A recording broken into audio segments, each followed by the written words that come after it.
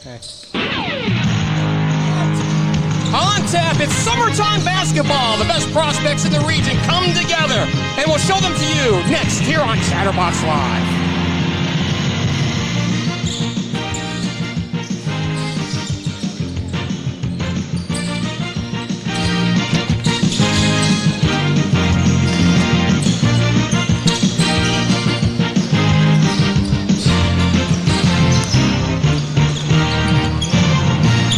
From the Flight Academy Sports Complex in Dayton, I'm Jeff Kim. Reed Mouse joining me here as we get started for not one, not two, well, let's just dispense with this, 9 scrimmages tonight. Should be a fun one. It should be a good one. You know, it's been a while since I've watched some sports, so I'm excited to see anything. And we're happy to bring it to you here on Chatterbox Live. Again, 9 scrimmages tonight, and we're looking forward to it. It's the Dayton Elite Open Gym, hosted by triple-double prospects and Miami Valley Hoop Fogs. And we are so glad that they've invited us here to bring this to you on Chatterbox Live's first birthday. It is 1 year since this whole thing started, and I didn't even know that till the owners Trace and Sean, the founders, told me that today. It's been a year, and it's been one of the best years of my life being a part of this whole thing. I'm with you, partner. I'm with you, partner. And as we look at this, you think back to maybe, Reed, a few months ago, maybe about 4 months ago when we were at the Cintas Center in Cincinnati. It was playoff basketball, whole different atmosphere. Obviously, we're in a gym. We're not even in a big college arena, but everything here is so important to these young men because of who's getting to watch them tonight. Yeah, there's going to be plenty, dozens of coaches watching this stream here tonight. Of course, they probably couldn't be here in the gym, coronavirus, social distancing, the whole thing. So we thought if they can't come to us, we'll bring it to them, and that's what we're doing it tonight. They get to watch. I mean, this is what comes down to some of these guys, if they get scholarships or not, how they play tonight, how they show off against the Southwest Ohio, and actually some of the West Central Ohio's best that they have. Absolutely. And you think about some of the kids that we'll see tonight, Reed, and thinking through them, because we saw them so often in the 2019-20 season, so good, and in fact, it's obviously this part of the region, it's the Dayton region. So we'll see some Cincinnati kids here, but we'll see a lot of the Dayton kids, obviously highly recommended, but highly shown off by the GWAC tonight. Yes, there's a lot of GWAC, and we saw, Centerville, Beaver Creek there at those regional games. No, we focused more on the Cincinnati during the winter, but of course we saw them during the tournament, and we were impressed with what we saw. How can you not be? Centerville, very good team. Beaver Creek had some very good players, and then I actually got to see Trotwood Madison along with the Alternites a few times, and you saw the Alternites as well, and we actually get to see an Alternite and Jacob Connor playing in this first game. And that is Trace Fowler, our main man's favorite player, right? Yes. And we can't let him forget that. Speaking of Trotwood Madison, they have a few kids that are showing up tonight, and that's a team that, as we kind of talk through this, right, because we didn't have a finale to the 2020 season, Trotwood Madison's actually the defending state champions in Division II, if you want to think back to 2019. Yeah, and who knows? They could have done it again. It seems like there was a lot left on the table. We actually are going to see a Moeller Crusader, and they can say the same thing. They're still going for a three-peat, I believe, and that'll be next year. Carl Kramer's got them rocking and rolling down there in the GCL South. I got to tell you, it's summertime. It's still not thinking about basketball here, but we've been missing baseball so much. I know that's a shared love between you and I, yes. Reed. And next weekend. We'll get to see that next weekend. Hopefully. On the left side of your screen, by the way, you'll see, as we'll have team names for them, you'll see the Rockets on that side. On the right side, in the black tops, you'll see the Clippers. So you'll have pro team names for this scrimmage. Some basic layout here. It's a 16-minute scrimmage. It's a running clock, and then we'll have a 4-minute break between scrimmages, and then we'll rinse and repeat for 9 scrimmages tonight. And I think there's subs every 4 minutes or something like that. Yep, so we're getting ready for the action. I know these players have been looking forward to it for a while, and so have we. Tap is controlled up front, and away we go. Here's the shot put up and in for Antoine Allen of the Belmont Bison, 2-0. Yeah, good little pick and roll. It seemed like people were confused on where to go, on what side to go, and he just got a nice, easy up there. DeMonte Ragland having it, and now plays it back. Here's a shot from 15. That's no good. 2-0 on the outset. Here's a shot in transition, and good for Jacob Connor of the aforementioned Alternites. Yeah, Jacob Connor was a guy that kind of got overshadowed by some, upperclassmen a few players that were there for multiple years. But Jacob Connery, if you even talk to his coach, Eric Coulter, he'll tell you that he really grew into his own as the season progressed. Carter Mims throws it away. Here's a play in transition. They're going to have to play it back, and it's slam home. Yeah, there's Jacob Conner right there. Just kind of right place, right time. Not a lot of defenders underneath the hoop and a lot of clippers. 6-0. They play it down low on the block. Shots blocked. Here comes Conner, and here comes the team in black and the Clippers to the rack and in. Sam Feldman of the Spring Barrel Panthers makes it 8-0. They play it. Carter Mims has it top of the key. He plays it now first time. DeJuan Anderson dumps it down low. Shots put up and the drought's broken. DeMonte Ragland from Trotwood Madison makes it 8-2. And there's those reigning champions. Trotwood Madison showing up again. They had an explosive offense, averaging almost 100 points per game this past season. Again, we have a running clock here, and back comes the team in red in the Rockets, and away we go for 2 more. Justin O'Neal from long range, no good. It'll stay up front. Left-hand shot, no good for Sam Feldman. It'll continue to stay up front. It's out of bounds, and they'll inbound it. Yeah, those are good rebounding instincts by, I believe that was Justin O'Neal with the rebound, number 20. It was a good job just being around the rim, seeing where the shot was going to come down, just going to get back up with it. Keep it up front. Antoine Allen returns it now. Tyler Montague. Conner getting a look up high on the left. Great man defense right now as we're seeing things. 13:35 left to go in here in this scrimmage one. 8-2. Here's a wild shot. No good for Ragland. Both teams running the floor very, very well. Here's a 15-footer and good for Antoine Allen. That's what's good about these showcases. Everyone's got to show off what they can do. So they get the ball. There's not a whole lot of passing. You gotta, when you get it, you got to show what you got. No good on the other end. Allen has 4 points in the book. 10-4 here in this ball game. Shot put up and in. Is that Montague? I believe it's Montague. Yeah, that was Montague from the Aviators. 12-4 with just 3 minutes gone by here in the initial minutes. So Montague's from the Vandalia Butler Aviators, and you're a Dayton guy. Are they even called Vandalia Butler here, or is it just Butler here? I think they just call it Butler. Okay. Just up the road, up towards I-70, and a finish here on the other end. 12-6 with 12:27 left to go here in this first scrimmage. Conner has it, and we saw him plenty. In fact, back in our Chatterbox Live season, back in the wintertime, we saw him twice against Dayton, and those were really outstanding games in the... Yeah.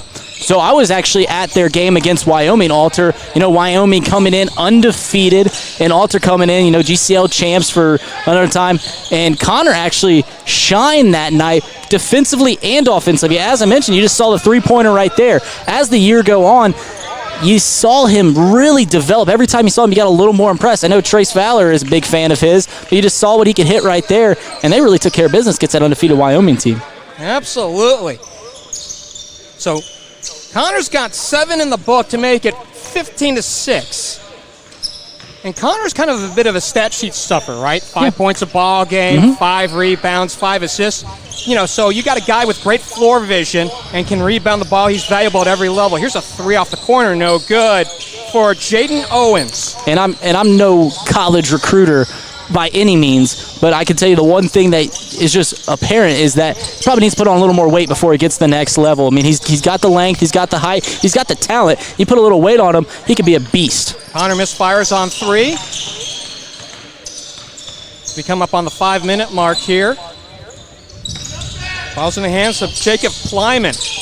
Yeah, Plyman was a guy, when I was just looking at the rosters, surprised he made it down here from Botkins Memorial. I think that's the Botkins Trojans, big football powerhouse, and it's kind of a smaller town, and he looks like a country basketball player. He's got a little bit more build to him, broader shoulders. Here's a steal, Conner, outlets, up front, and to the rack, and a slam home, no slam, but a fancy move on a pass by Ryan Chu out to Conner for 2. Connor's shining right now, and I feel like we've devoted a lot of time to him. Of course, he's one of the few players that we've seen out here play before, but he is absolutely tearing it up in this showcase. Owens returns it outside after the double team. 17-6. And a steal. Connor, he's been he's everywhere. running on the floor tonight. Here's Chu from long range. No good. The tap out belongs to the team in red in the Rockets.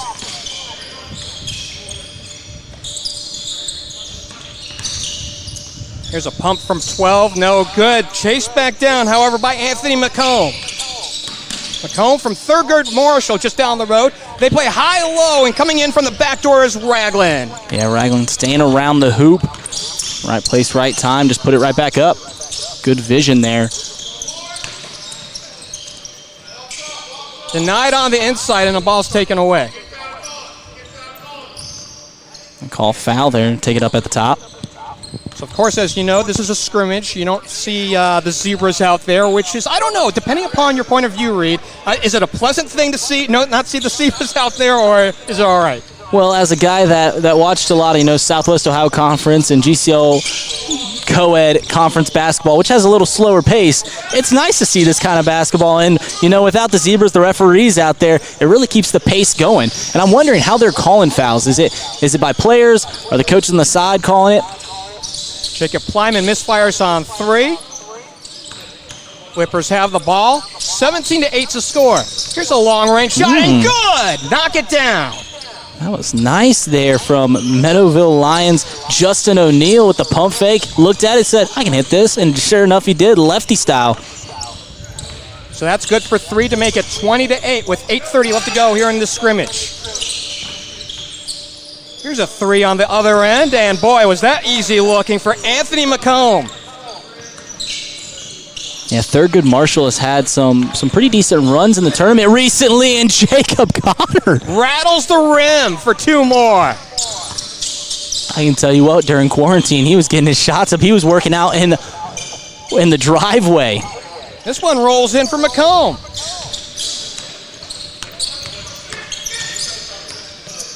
Well, I know that we don't have a shot clock in high school, right? And here's a Correct. 3 off the right side. But, neither team exactly is thinking about slowing things down. No. Like I said, you got 16 minutes for the scrimmages, and I think they get to play a couple games here today.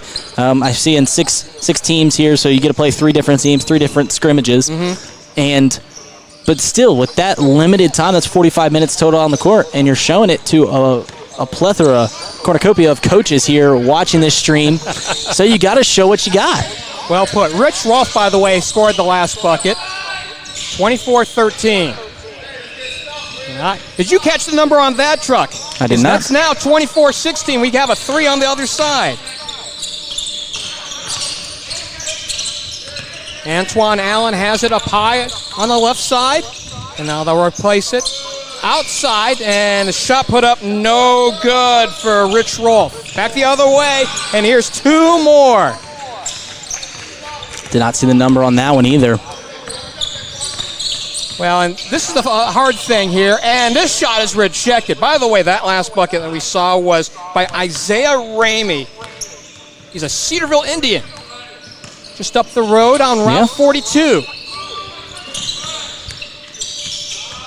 I don't know if that looked like a goaltender. That was in regulation. However, the cleanup by Rolfe. Yeah, Rolfe was a guy, I don't recall him playing much in the Centerville games. I don't think I called those games, but, he's kind of overshined by some other players on the Elks, but he's doing some nice things out there on the hardwood. Carter Mims scored the last bucket before this one. So fast moving and scoring for Scam Feldman with his second bucket. 28-20. Here's a long 3. Yeah, he pulled that one up from the volleyball line. NBA range. 28-23.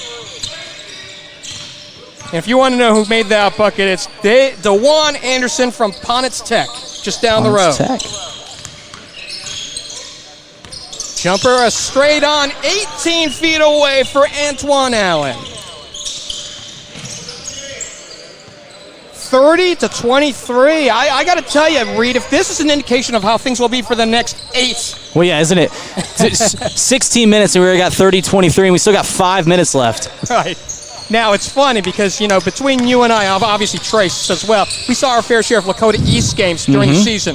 If we saw a 30-point game, the whole game by somebody, it might have been a miracle on some nights. I believe I went to a Harrison-Ross game, and the final score, I think, was 32-24 down there in the SWAC, down there in Ross. Carter Mims with a fancy move, no good. The rebound putback attempt, Jaden Owens, no good. They keep it up front, the shot put up, rattling around, and finally on through for Jacob Plyman. I then followed that up with going to the Centerville Trotwood-Madison game, expecting 100-plus points, and I think actually Centerville kept them to their lowest point total of the year at like a nice 65. Mims up front, and is scoring with the left hand. Boy, that was pretty.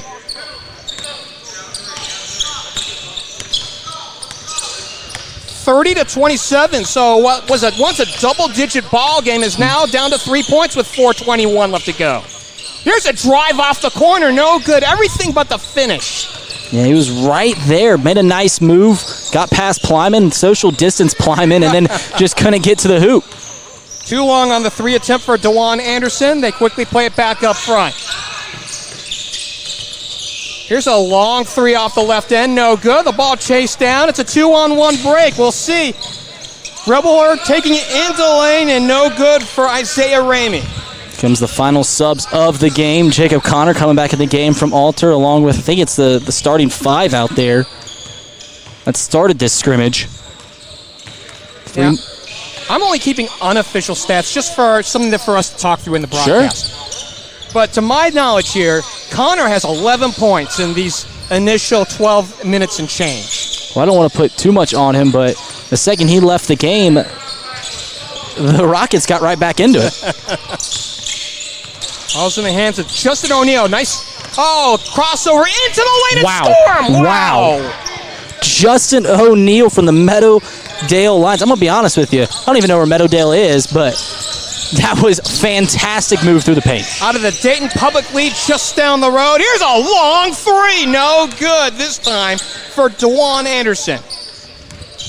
Mercy. So we're seeing some really great ball play, some handling, and then you would expect that here in a showcase like this. And I wonder how much more crisp the game gets. And there's another O'Neal, fantastic shot just from the elbow. But, as time, maybe in the second scrimmage, they get used to playing with each other a little more, that little chemistry. I mean, they don't have a whole lot of time together, obviously. Did Mims knock down that 3 straight on? He did. Point guard there from Trotwood Madison. Line drive shot. It's 34-30 with 2:25 left to go. I apologize, Reed, for interrupting you there. You're fine. There's a 3 on the other end. When the action's hot, you got to keep it going. 37-30 in favor of the Rockets. High arcing shot, and that was pretty. That one drew rain for Anthony Johnson. The floater is such a deadly shot, but it's actually fairly hard to master. But he did a fantastic job putting it right over Connor's head. Out of the GWAC, he plays for Fairmont. 37-32. 3 on the left end, no good. And now we're seeing something a little bit more NBA All-Star Game-ish. Oh, nice post entry and score. He's surprised me. That hasn't surprised me, has impressed me, O'Neal. I haven't seen him play to you before, so he can't really surprise. But he has impressed me here in these past few minutes, just being everywhere out on the hardwood. Nice post move by Ragland, and he got it to fall. Ooh. DeMonte Ragland out of the Trotwood Madison Rams, out of the GWAC. 39-34, drive, pull up, 10-foot jumper, no good for Allen. Here's Mims, he pumps, free throw line extended, and he puts it in for 2 of his own. Mims obviously isn't the tallest guy out there, but what he makes up for, what he lacks in height, he makes up for his speed, agility, just knowing where he's at on the court. And you know what? He's done some nice things offensively today. 39-36, 50 seconds left to go.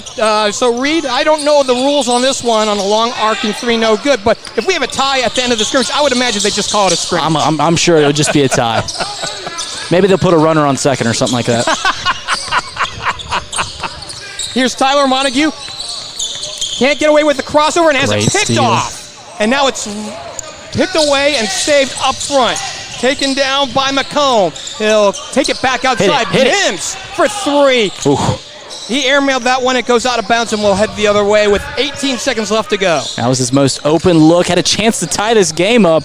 And just well off the target there in the last 10 seconds as we finish out this scrimmage. Justin O'Neill has it across Oop it. half court. Play it out to Connor, and that's the way the first scrimmage ends. And, of course, it finishes with a Jacob Connor 3. I don't think they counted it in the scorebook, and they're going to put up a score. It's 39-36.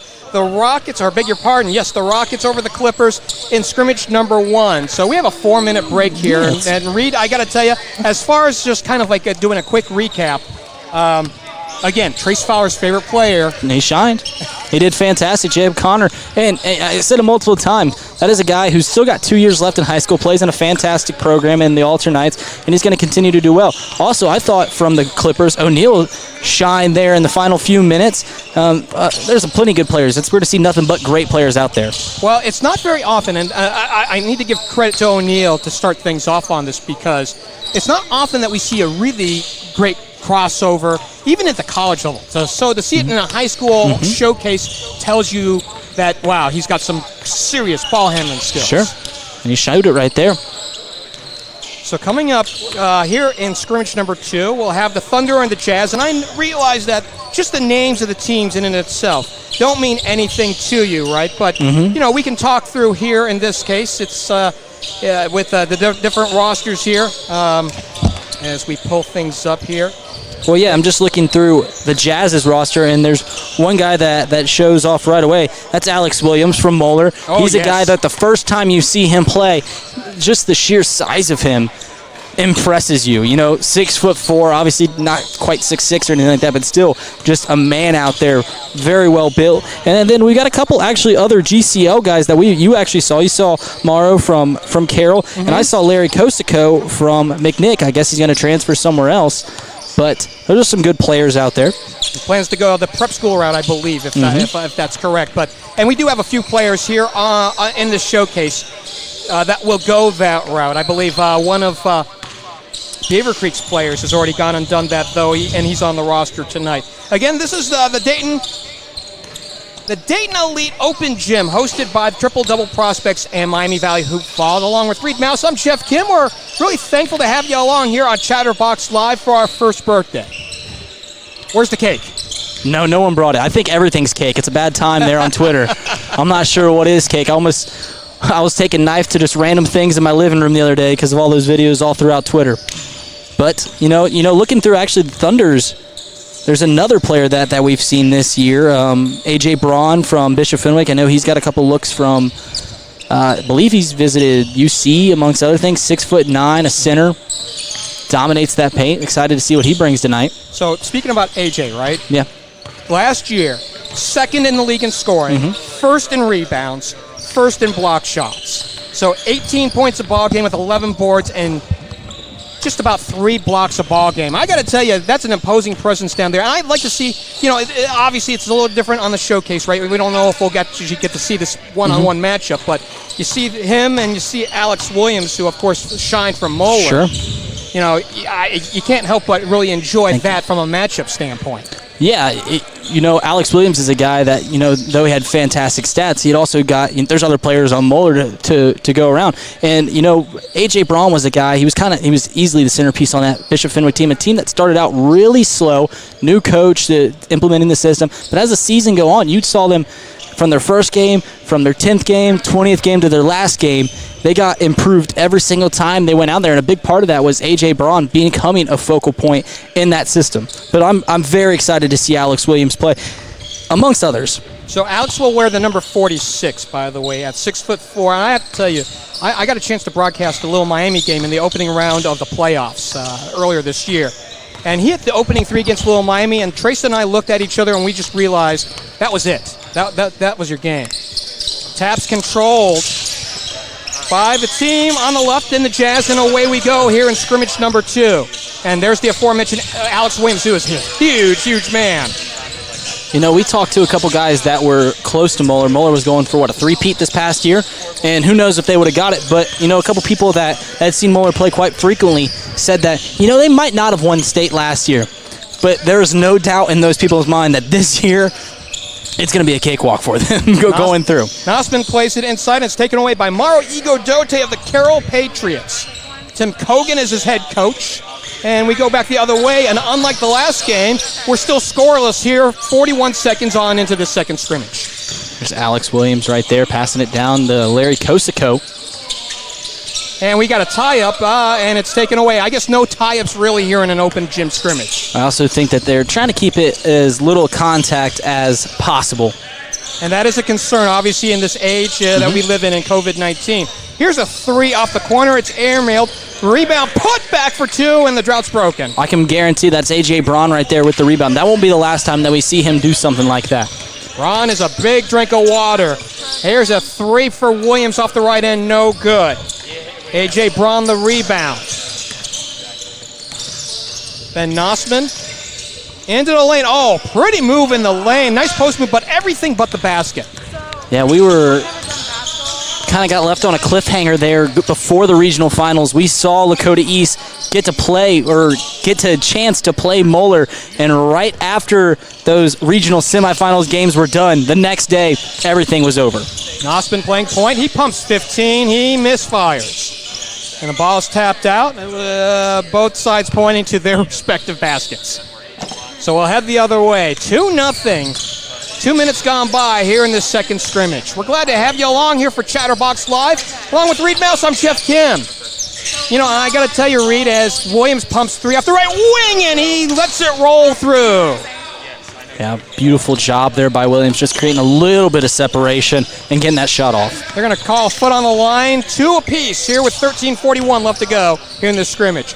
Nice move and a drive to the basket, scoring for A.J. Braun. Braun, nice with the drive there. Didn't have to show off his post moves quite yet. And Braun, as we've mentioned, a double-double threat. 18 and 11 per ball game last season. Here's Williams trapped on a double team. They kick it back out. Here's an open jumper and straight on. Good for Larry Kosico. Yeah, Larry Kosico, I don't know where ISA Prep is in the state of Ohio, but they've got a fantastic player coming in Kosico. He was on that, some would think slept on McNick Rockets, with Evan Burnett amongst other players. Evan Burnett, I think, at the Mason Middle School, Mason's gym, he threw a dunk down that I think has like 100,000 views on Twitter. He just absolutely posterized somebody. By the way, that last three that we called for Williams, they did put it up as a three. No, they didn't put it up as a three. It's now 7-5, by the way. We'll get it straight here. It's a little early for us, and what a pretty move, but no finish there from Malcolm Curry out of Wayne High School. Ball's thrown out of bounds up front. Yeah, that was beautiful. Just showing you the speed and the moves, ball handling, getting to the hoop. Just couldn't finish there, but still doesn't fully take away from the move he made to get that shot. A little one-on-one up top here with Laurent Rice. Dances to the top of the key. Is that Williams? He pumps short corner, in and out. Braun the rebound. Up ahead to the point guard. Left-hand shot good on the lay-in for A.J. Eller out of Brookville. Yeah, way to get out. Just saw Braun get that. Just getting out on the floor. Getting the layup, even though with someone creeping up quickly on him. Scores 9-5 as we play some substitution ball here as we get through the first 4 minutes of this second scrimmage. The speed of the game is still going on, just not as many going through the rim. Curry to the rack. I like the way Curry makes his way to the hoop. 9-7. Lob entry, it goes to the big man, he lays it in. A.J. Braun for two more. He's got 6. A.J. Braun showing it up. It's like the guys that we have seen. Maybe we're just, because we've noticed them, know who they are. It's just, it seems like they're playing out, showing out tonight. But A.J. Braun, Jacob Connor in the last game, they're showing what they've got. Here's Williams with the ball, puts it on the deck, to the rack he goes, off glass, no good, too strong. Van Nosman here puts it back the other way, spins in the lane, right-hand shot, no good. 2-on-1 break. To the rack, no good. Williams cleans it up. He puts it back for two of his own. Mims Saw A.J. Braun coming in on him, noticing they're about a 6-inch height difference. Had to figure out something to just get that shot off. Doesn't get it to fall. Williams right there. Warren Rice, and he is denied a path by Nossman. 10:33 left to go here in this quick-moving second scrimmage, 11-9. The team in black has the lead and the ball. It's Harrison, Cameron Harrison, who came in on that last timeout. He plays it back to Malcolm Curry. He spins in the lane, draws the double, back outside. Here's a three. Shot's no good for Harrison. Warren Rice has it. He pumps 16 feet away, no good. It seemed like that one got a little hand on it. Couldn't fully get there. Just a little bunny hop there. Yeah, Alan Lattimore out of Stivers, whereas head coach is Felix Turner, makes it 13-9. Looks like he was gathering his feet for a dunk, just a little bunny layup. Kind of like that. Well, I think so much of what we saw in the season, Reed, is that the short two still means more, even though you really love the highlight dunk that we don't always get, right? Missed on the three. And I think both teams are trying to have individuals right now, try to show off just a little bit. Show me up because we're playing on video right now. Here's Harrison on the double team. High-low. Rice outside. Three, no good off the corner. Here's a three for Harrison. Off the mark. Yeah, nothing's really fallen from the perimeter for either one of these teams. Comes another look, and I bet you this one will fall. What do I say? Yeah, you nailed it. Yep. Play the lottery. Three on there the way, it is. on the end, and knock it down for Malcolm Curry. Just right after I say it, just two in a row. And I'll take that all day. I'll be wrong for them to play better. Here's the big game. Oh, nice turnaround move. Back to the inside, and he lays it in. A.J. Braun. Backed in a big-time recruit in Alex Williams. And like I mentioned, I know he's gotten a couple looks, I think, to UC. I think I saw a picture of him visiting UC amongst other schools. And how about that move by Williams? Showing it back the other way. Alex with 6, 18-14. Team in black with the lead. Lattimore has the ball up high on the left. He pumps three. It's off the mark. He'll try to chase it down on the sideline, and it's out of bounds. Here's another nice thing to read about these scrimmages, as we're now at the halfway point of this second scrimmage, is that once you have an out-of-bounds play, you're not really worried about setting, waiting for the official to give you the ball, none of that. Just keep it rolling. Life is short. That's what we're saying. Hey, it's pickup basketball at its purest.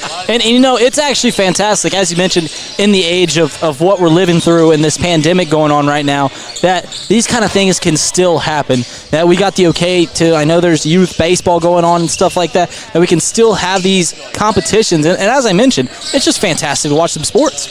Cosico gives it up, gets it back. He pumps three straight on. That's no good. The ball's rebounded by A.J. Eller of Brookville. He takes it up the floor. Three off the far side and knock it down. That was a good look from the corner. Quick release there. We're trying to get a number on that. 19, Zach Frederick out of Tippecanoe. 21-14, team in black. Three ball, no good. Ball's run out back, and it'll stay up front. And ball looking inside for Igodote. I don't think he would have been able to get that one. Yeah, it was clearly going to Igodote, but I don't know if he just didn't even get his hands up. I don't know if it was that over his head. Oh, look at that flash to the hoop and a score. Yeah, beautiful job using his body and the spin to create just enough separation to get that shot off. Cosico for two more, 21-16. And I got to tell you, the team in black, as we see Cosico out there, Maro Igodote, I mean, we're talking about a Twin Towers right now for this team.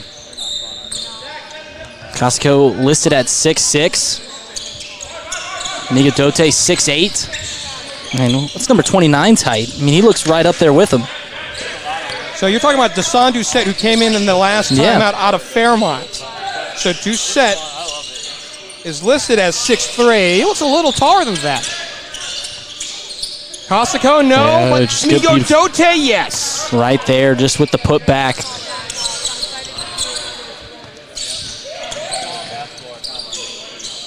Now we got some basketball going.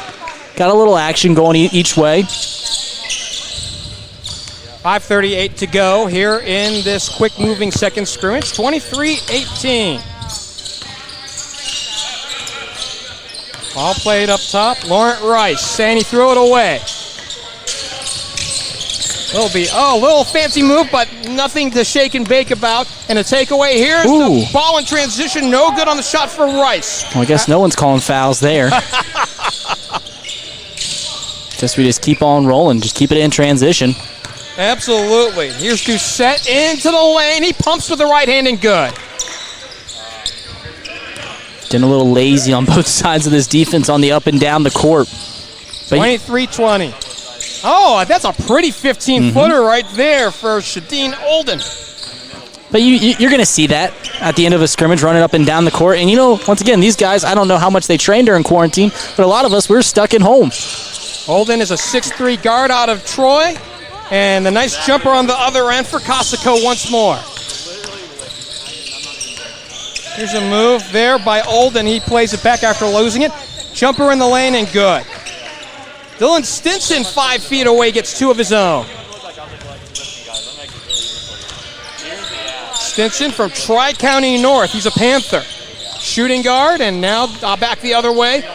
You got to love these quick shots, Reed. It's, if nothing else, it's like if you look down on the roster, guess what? You're missing a shot. Yep. Alan Lattimore watches that one go out of bounds with 4:03 left to play here in this second scrimmage, and we do see our last set of substitutions here. This is a typical, pickup game, scrimmage. This is how they're typically played. But you know what? This is how Trotwood Madison likes to run the ball. Averaging almost 100 points a game. They like getting up and down the floor. Big three for Zach Frederick. Reminds me of that old 30 for 30, one of the first ones, the guru of go. Forget what coach that was. They play inside. Igodote has a shot rejected. He gets it back. He puts it back for 2 of his own. You mentioned Trotwood Madison. I wish one of the guys that we could have seen here tonight was Carl Blanton, who you saw. Yes. Well, I saw him not just on the hardwood. I saw him on the football field, too. And the very first play that surprised me, they were playing my alma mater, the Dayton Rams, and Carl Blanton went over top of who I thought was one of the best athletes I saw all year, and Josh Eggman. I was like, oh my gosh, this guy can play. Then I went and saw him basketball. I was like, oh man, I haven't seen anything yet. By the way, pretty 10-foot fadeaway for Bryce Singleton, forward out of Preble Shawnee. 32-25 with under 3 to play. Williams back, and I know he's listed at 6'4", and maybe it's just a vantage point, or maybe it's just because I'm incredibly short, as he pumps 3, right, and he airmails it. Did he look like he grew a little bit in the last 4 months? He looks, yes, he does, absolutely. It's also just his build, his makeup. He's a thicker guy, which just makes him that much more imposing. Wraparound pass, deflected but saved out on the near end for Doucette. Rolls off the high screen. And now pumps back outside. Here's a 3, and that one airmailed as well. That one saved from going out of bounds, and the team in red with Zach Frederick collects it. Up and under move, and nowhere to go for Olden, and this one tapped out of bounds. 2:07 to play. 32-27 team in black. Back to Mims. Mims going to put this one up. I knew it. Curry, no good. Curry, apologize. Mims was from the last game. A.J. Braun, the rebound. You know what? I got to tell you, between you and me, and we're just looking down at rosters on a showcase on kids that, for the most part, we don't get to see. Correct. It's almost a miracle that we'll get names right on some of these. Yeah, it's normally you get a lot of time to prep these names, associate them with numbers, but we're going on the fly here right now, and it's hard. Like you said, it's going so quick. You look down to see who made the shot to help the coaches see who made it. And the next thing you know, there's a shot on the other way. Williams off the high pick from Igodote gets 2 more. Oh, here's a nice little escape move, and Bryce Singleton comes free and lays it in. Preble Shawnee, that's Camden, Ohio. Yes. Curry, top of the key. Here's a wide open look for 3. This one airmail, got some glass. The rebound down to Zach Frederick. He plays it up front. Ball's chased down like Braun. And now down, gives it up, gets it back. Corner 3, no good this time down. 50 seconds to go. Curry with the left hand and good. So slashing through the lane. Curry gets 2 more. Here in the last minute of the scrimmage.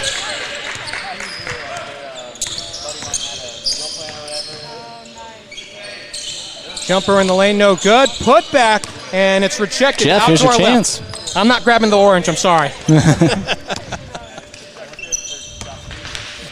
Those days are long over. Now, Well, Reed, you still look like you're still young enough. You could still play with the orange. And not basketball. I couldn't play back even when I was 18. Olden gets 2, and it's 10 seconds left to go. 38-29. I would like to see maybe a 10th scrimmage after the 9 scrimmages are over. Maybe we'll get the Chatterbox guys on out there. You'll run point. We'll have Spurs be our center.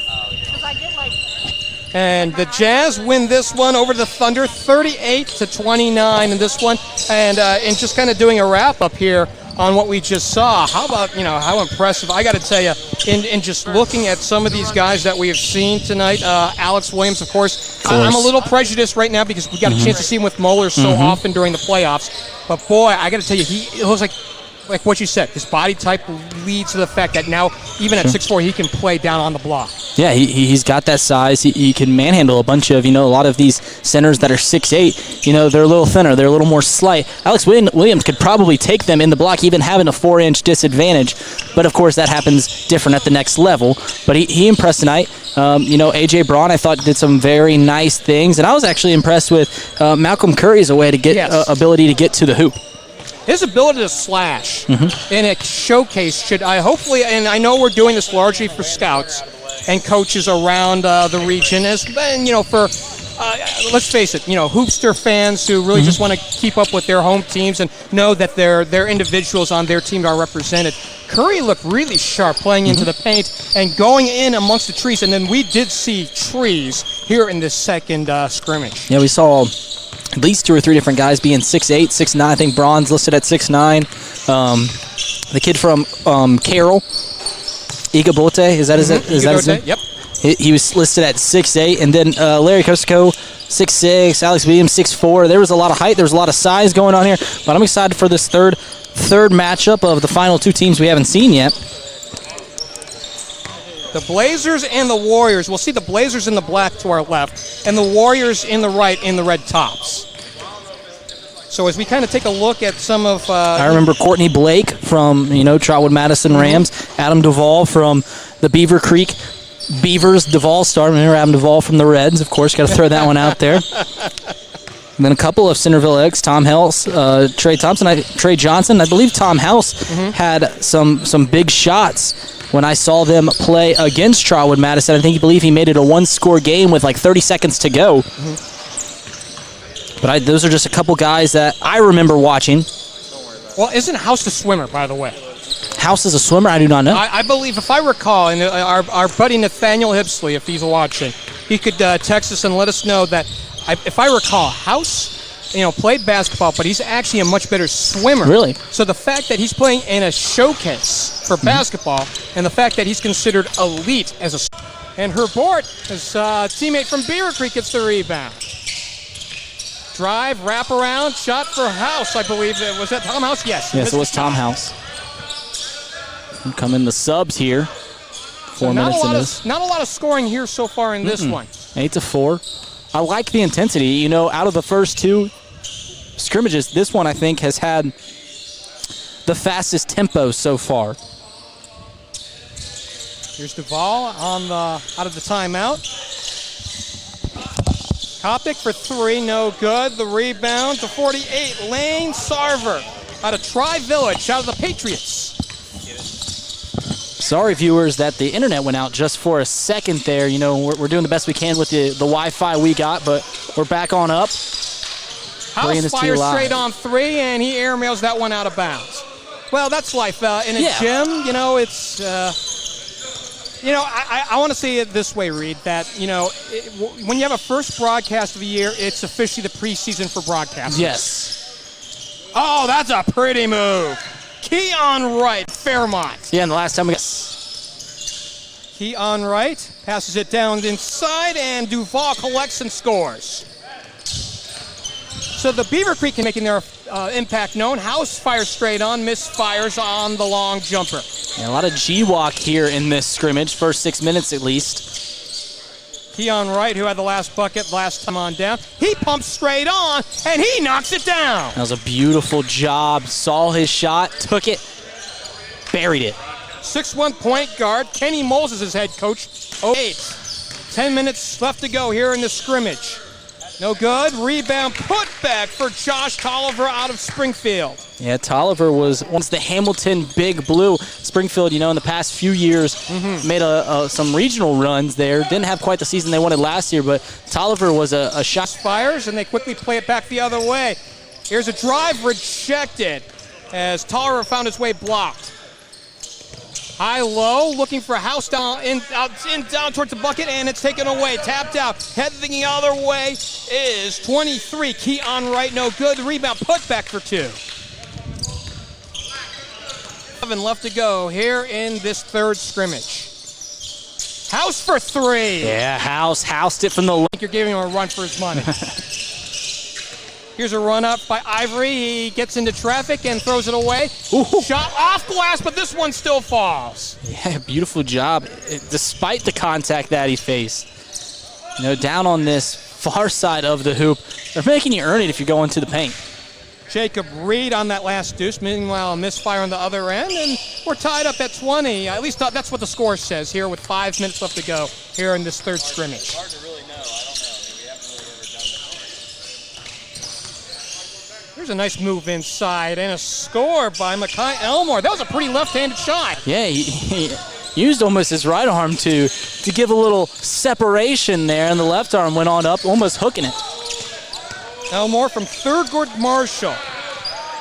Well, where he just enjoyed Sean McCullough as his head coach. I believe, if I recall, he's moved on. McCullough has to Springfield. 22-20, team in red with the ball in the lead. Here's a step-back 3, straight on. It got glass and nothing else. Meanwhile, the other way, here's a drop-off for Reed. He misfires, he gets it back. He puts it up against a double team. He can't get it to fall, and this one tapped out of bounds. So a young man playing amongst the trees, showing a lot of bravery out there because those guys around him were a good 4 to 6 inches taller. Yeah, absolutely. One player that has actually, impressed me a little bit is Gabe Pavlak, 6'4", small forward from Bellbrook. He hasn't done a whole lot to shine, but just the fact that every time that someone has the ball underneath the hoop, he's right there, and he's making it hard for you to get some points underneath there. Maybe going a little defense a little too hard for a showcase, but still, it's just impressed me. And there's a block right there. Every time someone goes in the hoop, he's right there. Labort gets rejected and back the other way. And there's your guy, Pavlik. He missed a shot, but the putback for 2 for Adam Duvall of Beaver Creek. Here's a corner jumper, no good. One thing about Duvall, so in seeing him against Dakota East, he came into that district day averaging in the playoffs 20 points a ball game. And then he ran into, Dakota East. Dakota East defense. That was the thing, for all of the athletes that Lakota East have, they really pride themselves on the defensive side of the ball. And we saw multiple low-scoring games. Tom House on the cleanup. So, in cleaning up on the last anecdote there with Duvall, and not to badmouth him here in a situation like this. Fantastic player. Fantastic player. Big-time scorer, high-percentage player. Doesn't need a lot of shots to score. But Alex Mangold had him in check to 2 points that ball game. So that tells you how good Lakota East was, especially down the stretch defensively. Yeah, like I said, even teams that, East even had a probably better athleticism than, they still had low-scoring games because that's how much they emphasize their defensive side of the ball. And Alex Mangold was a big presence there in the paint for them. There's a long 3 and knock it down from the wing. Beauty shot there for 47. Courtney Blake from Trotwood Madison. Yeah, he's tried a couple times. Finally gets one to fall. He's quick on the trigger. Back tap belongs to Pavlik. 2 minutes to play. Step around on the dribble and lost it out of bounds. 29-24. Team in black with the ball in the lead. Here's Herbort to the rack. Missed the shot. Pavlik the rebound.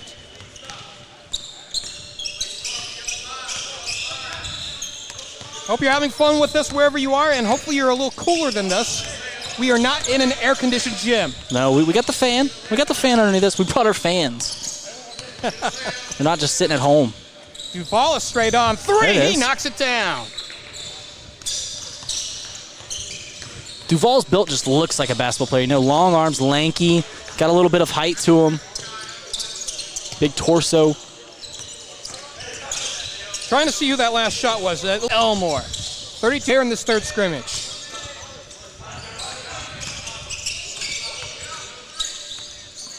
Frederick straight on.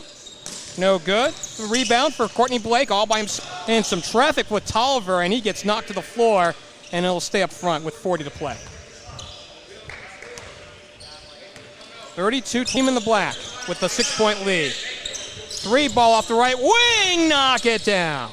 Yeah, beautiful shot there from number 6. And that's Tolliver. Yeah, Tolliver from Springfield. Have a little texting conversation. Final 10 seconds left to go here in this one. Ooh. Oh, pretty move. Was that Harrison? 6. Beg your pardon, 6. Emerson, Josh Tolliver yeah. Black wins it by 9. Oh, that was pretty. I got to tell you, the first initial minutes of this third scrimmage did not look pretty. And then all of a sudden the teams just kind of warmed up, got a little bit more comfortable with each other. Well, like I said, the one highlight that I kept talking about there in those first few minutes, since there wasn't a whole lot of shots being made, was just how quick and you're playing in front of coaches. You get a little nervous, right? A lot relying on this showcase. It's hard to let yourself just think like, hey, we're just playing basketball. We're just out there doing our thing. In tonight's fourth scrimmage, it will be the Rock in the initial scrimmage 1 against the Jazz, who played in the second scrimmage. And I got to tell you, as far as, and I know this is a little selfish, and I am one, as you know. If you talk to Trace long enough, he'll really tell you, right?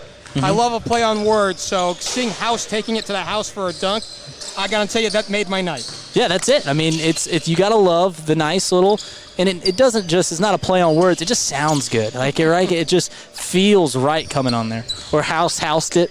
Yes.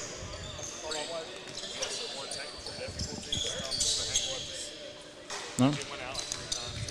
Yeah, so I'm hearing now that we had some technical difficulties throughout this, and like we said, just hang with us. We're doing in this. I think we're at Flight Academy here in Trotwood, and we're doing the best with what we can. Along with Reed Mouse, I'm Jeff Kim. Thank you for joining us here on Chatterbox Live for this Miami Valley Hoop Vault.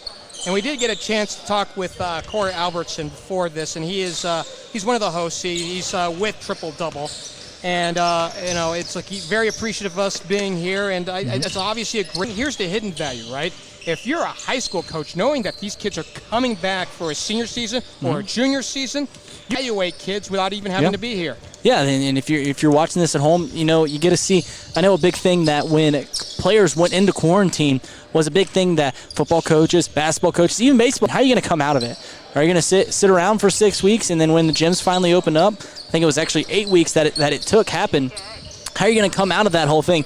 And maybe some of these players, we haven't seen a whole lot of them. Maybe they are shaking a little bit off the rust. The one thing that's good about basketball above all other sports is that all you need is a hoop and a bat. You can have a tee and a cage and stuff like that, but still, those are some things. You need a dozen baseballs. Football, what can you do besides footwork? Or you need someone to throw with if you're a wide receiver quarterback. But for basketball, once again, all you need, basketball, hoop. And, the nice thing, to your point, right, you can play with different amounts of players on the floor. 1-on-1, 2 versus 2, 3-on-3, and you still have a feel of a live competitive game. Sure. You don't always get that in a situation like, say, baseball, right? Let's just say if you have 10 players, you have one batter, and you rotate around. And we get started with our fourth scrimmage.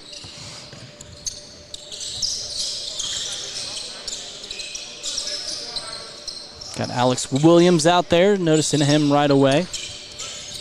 And they are the team in black, and a score. Also saw Malcolm Curry. Impressed by him. See how he does in this second game. He's at 16th. Laurent Rice on that last score, by the way. Here's a drive. No good for Jaden Owens of Troy. Had all the time in the world. Pretty shot. Love the rotation coming off his hands. 29 is Desan Doucette, who came as kind of like a sub in the last time he won once more. Take it up top. Good pass. 3 off the short, no good. I beg your pardon, it's not a 3, but Jaden Owens off the short corner for no good on the shot. Yeah, Owens got a finish there. Had a good look. Beautiful pass. Delivered him. I couldn't forget who it was from, but it was a beautiful point guard. Oh, Doucette's wide open. 18 feet away, no good.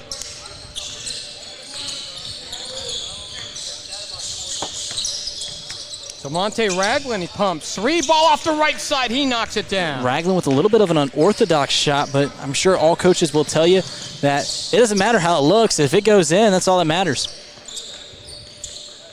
They're going to call it a 2, I believe. And then the score on the other side from Malcolm Curry, who we liked when we last saw. Beautiful job getting to the hoop once again. By the way, so for those of you who noticed this, right, you don't have numbers on the front. So we have a hard time sometimes in not getting to see who's getting the score. So DeJuan Anderson had the score the last time down, and then we have a score here. So here's Anderson. He pumps 3 off the right wing. Too strong this time. Malcolm Curry the rebound from the Wayne Warriors. So when you have no number on the front, no name on the back, well, you know, in a showcase, we're just going to play it by ear, but we'll do the best we can. Laurent Rice on the mid post. 11-5 with 13:23 left to go here in this 4th scrimmage. Jacob Plyman low on the right, drew the double team and has the ball knocked away from him.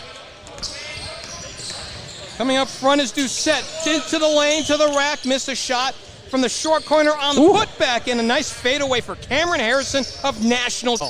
Yeah, beautiful play regardless. Ragland's diagonal pass, no good. Wanted to talk about Trotwood Madison for just a second before we, another 5 seconds before we get a shot attempt, right? Yes, yeah. But we did mention that technically they are a defending state champ as Alex Williams knocks down the 3. Yeah, that's Alex Williams with another. But back to Trotwood Madison. Think about this, 100 points a ball game for a high school team. Like I mentioned, the night before I saw them play, and they played Centerville, it was supposed to be the battle of the G-Walk. And the night before I saw Harrison and Ross play, what I said, 32-24 is the final score. I got so excited. I said, 100 points. I'm going to lose. My mouth's going to be so dry at the end of this game because I'm just going to be yelling the entire time, calling out the entire game. And I think the final score was still in the 70s. Williams! We didn't see Moeller play a whole lot this year. But the few times that we did, how many times did we see Alex Williams slam it like that? Quite a few. I got his half. You get with chemistry, those oops. Double your pleasure, 26-13 here in this ball game. Yeah. I don't think, what's the highest score we've had so far, 37? I believe so, right? So we're not even halfway through this one, and we got 26. So the Jazz are on a roll, and Igodote the rebound, he threw it away. It was tapped out. Cameron Harrison will throw it on in. Curry, who looked impressive on that last dunk. Left-hand dribble into the lane, looking for somebody. Head to back out. Here's your man, a straight-on 3. Yeah, a little bit of a staggered stance there on that shot. Quick release from the top of the key. Not a whole lot, like the rotation coming out of his hand. Beautiful shot there from coast to coast. 3 on the other end, a straight-on shot, and good. And Mims answering right back. 29-16, 8:25 to go. Williams from the top of the key. Back outside, Harrison for 3. I think we're now officially hot-dogging it here in this scrimmage. Yeah, I think we saw travel there from Alex Williams, Yes, but they just keep on playing. Why not? Why ruin the tempo of this? Well, what is that? Like, is that the NBA continuation rule? Yeah. I love when there's just a video, and I don't watch a whole lot of NBA live, but video just comes out of LeBron, Russell Westbrook, just walking 4 steps with the ball and then dribbling, or even dribbling, picking it up, then dribbling it again, and they just let it go on. I mean, they're so good at basketball. Who cares if they dribble? I mean, they know how to dribble and stuff like that. DeMonte Ragland had the last 2 for the team in red. Here's Kosako for a long range, no good. Mims on the backside gets it. He elevates. He goes to the rack, and no good. Everything but the bucket. I mean, Mims kicked in another gear there the second he got across the volleyball line and was just so much quicker getting into the hoop. DeJuan Anderson into the lane. gives it up from the free throw line. And just a second too late getting to Plyman. He had an open look there on the left wing. He was trying to take it into the hoop, just got it there a second too slow. Mims on the stop and go. We'll see if he crosses over. No, he throws it away. Harrison gets it. He'll throw it up front, and it's intercepted. DeJuan Anderson plays it back. Plyman fills the lane, goes to the right hand, missed the shot. Ball recovered by Mims, and they'll reset. He thought about three, and now we'll kick it back on out for McComb. McComb swings it to the far side. Here's a three ball. It's an airmail by DeJuan Anderson and out of bounds. 29-18, team in black with the lead in the ball. Things slowing down, at least in the scoring aspect there in the last few minutes.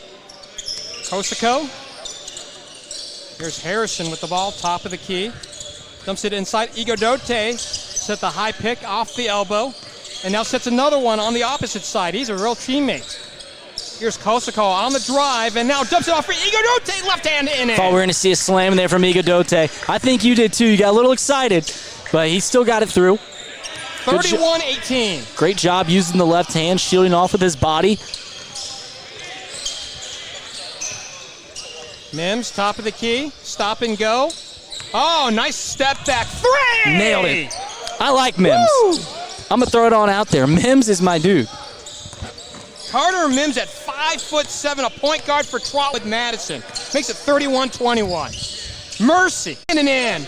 Beautiful job. He's got a little Allen Iverson in him. He looks a lot like it right there. You know, smallest guy on the floor, doesn't play like it. Has a whole lot of chutzpah when he's out there playing. He's got elevation. He's got pickup. 31-23. It's back to an 8-point ball game. Iguodate posting up, going up strong, missed the shot.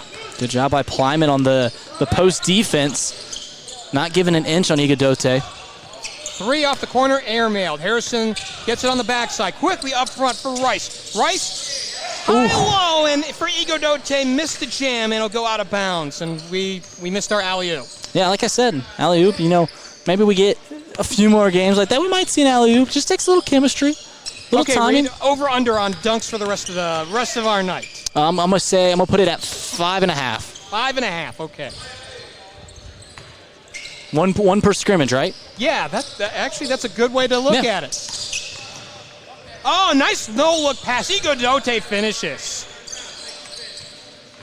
I got to tell you, that was a beauty of a pass from Kosako. Oh, yeah, and it was a good finger roll from Iguodate. I mean, when you get that height, when you got that height with you, just being able to finish every time you're around the rim is such a tool.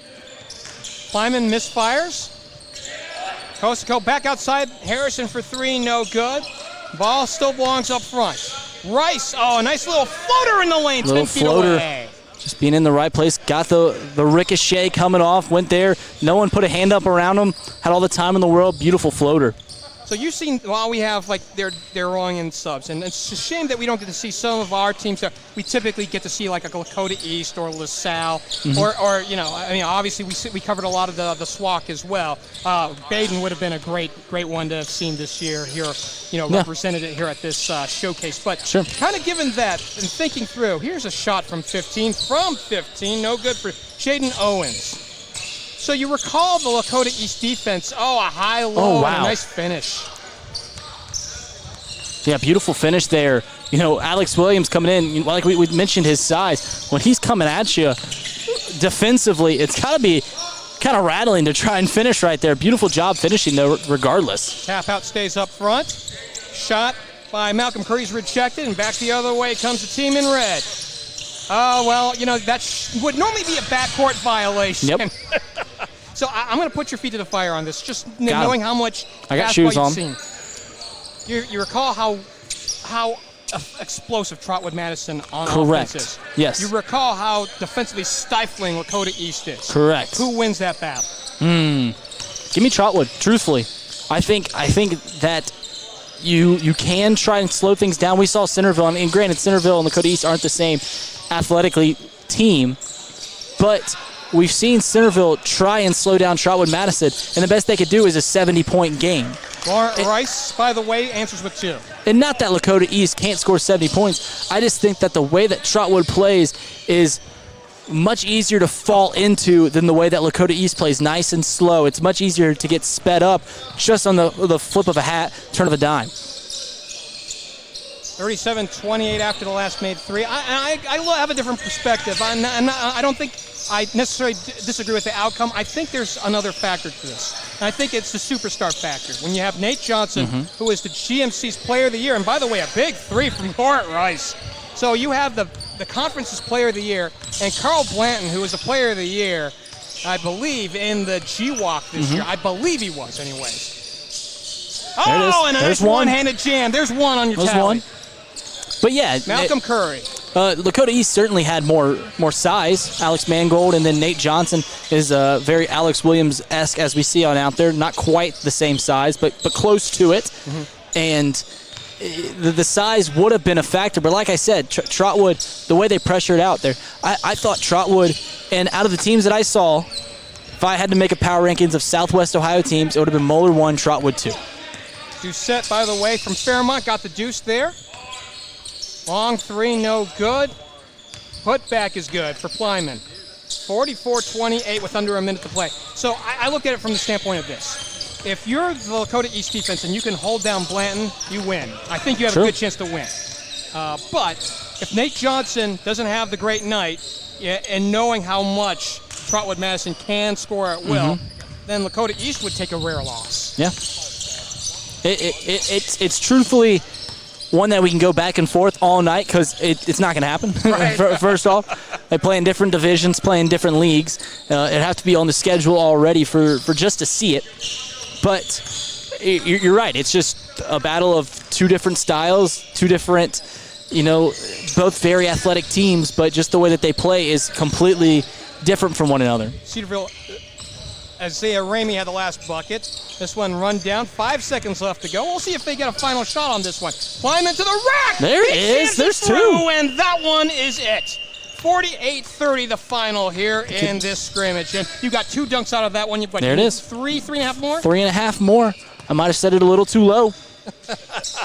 Might have said it much too low. That's a nice exclamation point to end this fourth scrimmage. Mercy. I got to tell you, and we're having, it's like I said, hard to believe that we're saying that we're having fun watching basketball, calling basketball in the middle of July on what may be the hottest day in Dayton this year.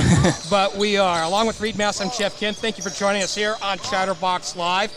It is the Dayton Elite Open Gym hosted by Triple Double Prospects and Miami Valley Hoop Vault.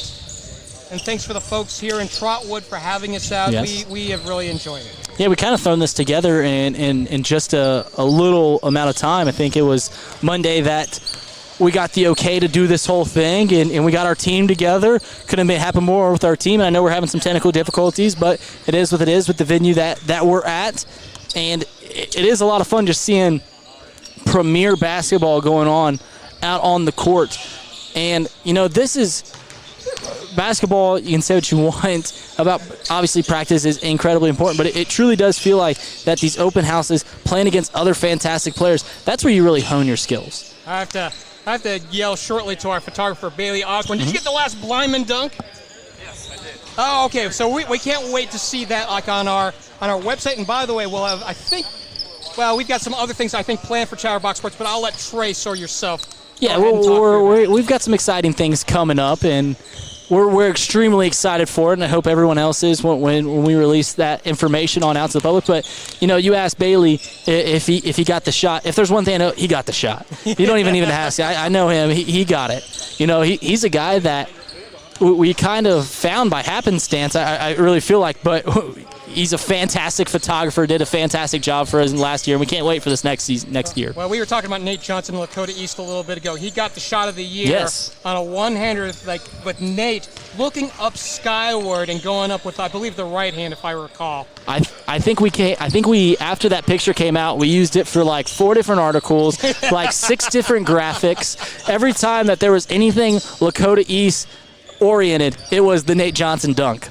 It was by far the best still that we put out the entire season. Yes, and we had some good ones. So we're waiting for scrimmage number 5. It'll be the Rockets versus the Jazz. Now, it's funny, if you think back to the old days, you think Stockton and Malone against Elijah Wan, but not quite the same here in scrimmage number 5. We'll see which way the two teams go. We're about at the halfway point of this whole event. Game 5? Yes. So, yeah. And there's Jacob Connor in the middle of the floor, and it looks like Adam Duvall. Tap belongs to the team in red. Yeah, Connor got the hand on it, but Pavlik plays back Duvall, and now we're getting a little bit more familiar with some faces and names. Courtney Blake driving the lane to the rack, left-hand scoop, no good. Pavlik tried for the rebound, and back the other way, team in black. They misfired on the transition opportunity, but Connor fires straight off for 3. He left it off the front lip. Ball chased down in the corner, and out of bounds. Ryan Chu couldn't quite get there.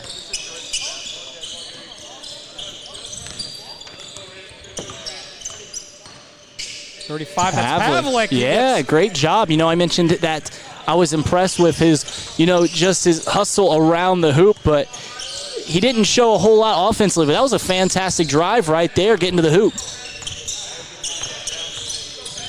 2-0 as we're a minute gone on by. Duvall pumps, free throw line extended, no good.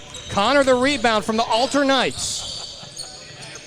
Alter was, I think, scheduled to play in the regional semifinals. Yes. In one game that we kind of pegged as would be a fantastic game. We were just talking about Trotwood versus Lakota East. Right. I'm sure Trotwood would have walked away the victors, but I could see Alter giving Trotwood a run for their money. Beauty post move but for a little guard there in Chance Anderson, but he can't finish. Yeah, that would have been something, and we were set to call that for Chatterbox Live, and of course then COVID-19, the shutdown hit.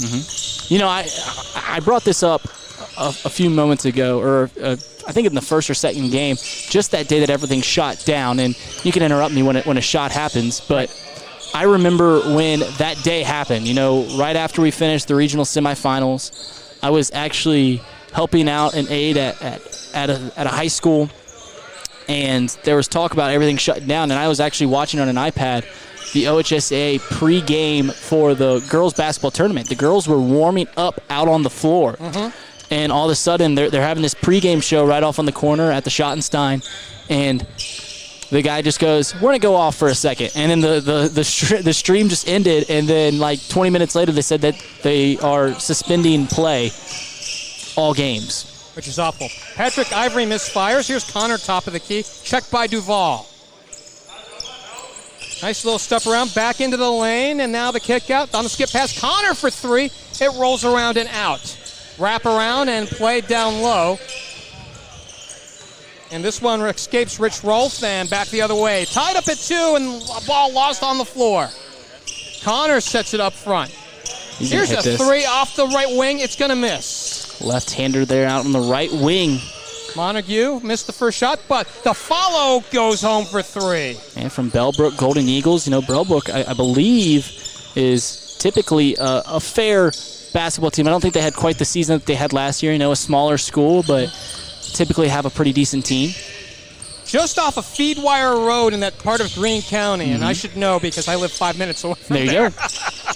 So if you hear some Dayton geography being mentioned, that's how we know. Speaking of Dayton geography, Adam Duvall of Beaver Creek, my stopping grounds. Here's a 3 straight on. It rolls out. Courtney Blake misfires, and it's still 5-2 with 12:30 to play here in this scrimmage. No dunks yet here in this fifth scrimmage. No dunks. We got 12 minutes left. I'm hoping that my over-under, as I think that's Montague. I believe 28 Jason Hayes from Centerville. Here's a long 3 for Duvall, straight on. Yeah, right from the top of the key. A 3 from the corner, no good for Tyler Montague. Long outlet back the other way off the rebound. Ball stripped away. Rich Rolfe to the middle of the floor. To the rack he goes. It hung on the rim, no good. Ball still belongs to the team out in black. Short corner jumper, no good. And this one, I believe the other way. Yeah, someone called foul there. But, last scrimmage we saw with about 10 minutes ago, I think the score was like 25-13. Right. We got 5-9 right now. This feels like a Lakota East game. But Beaver Creek, again, this tells you how good Duvall is. And Duvall is trying to get it here on the corner, and it's nearly taken away. And now it's played up into the front court and out of bounds. So Duvall had averaged 20 points a ball game up to the district final. And the game before Lakota East, they blew out Springfield. Yes. I mean, by 20 in that ball game. I believe 62-42 was that final. But they blew them out with a lot to spare. Yeah, it's a GWAT game. You don't see that a whole lot in an inter-league game between two. I mean, I know, like I said, Springfield, I think, had a sub-500 record after, including the postseason. But they came off, I think, 3 straight district championships. Rolf hit the last trifecta, by the way, and they quickly come back up on front. He has it. Oh, nice spin in the lane, but he got caught underneath the hoop. I think there's a little bit of a travel there. Yeah. Well, it's funny, and Duval finishes on the follow. I think, the way that Trace and I would go through a ball game, we wouldn't necessarily call it traveling as much as we tell somebody that they were guilty of steps. So here's Duval quickly up front. Keon right. Nice stop and go into the lane. Right-handed hook shot beauty. Yeah, it was beautiful. Beautiful job, shielding off the defenders with the left side of his body. Hook shot. 3 off the wing, no good. Too strong for Justin O'Neill from Meadowdale. Scoop on the left end, no good. The ball tapped out of bounds, and we head the other way. 12-9 your score with 8:35 left to go here in the scrimmage. Justin O'Neill, I think, was trying to steal a possession right there. Everyone else was going the other way. He was trying to steal the ball when it was out of play. He had a wry smile when he was coming back the other way.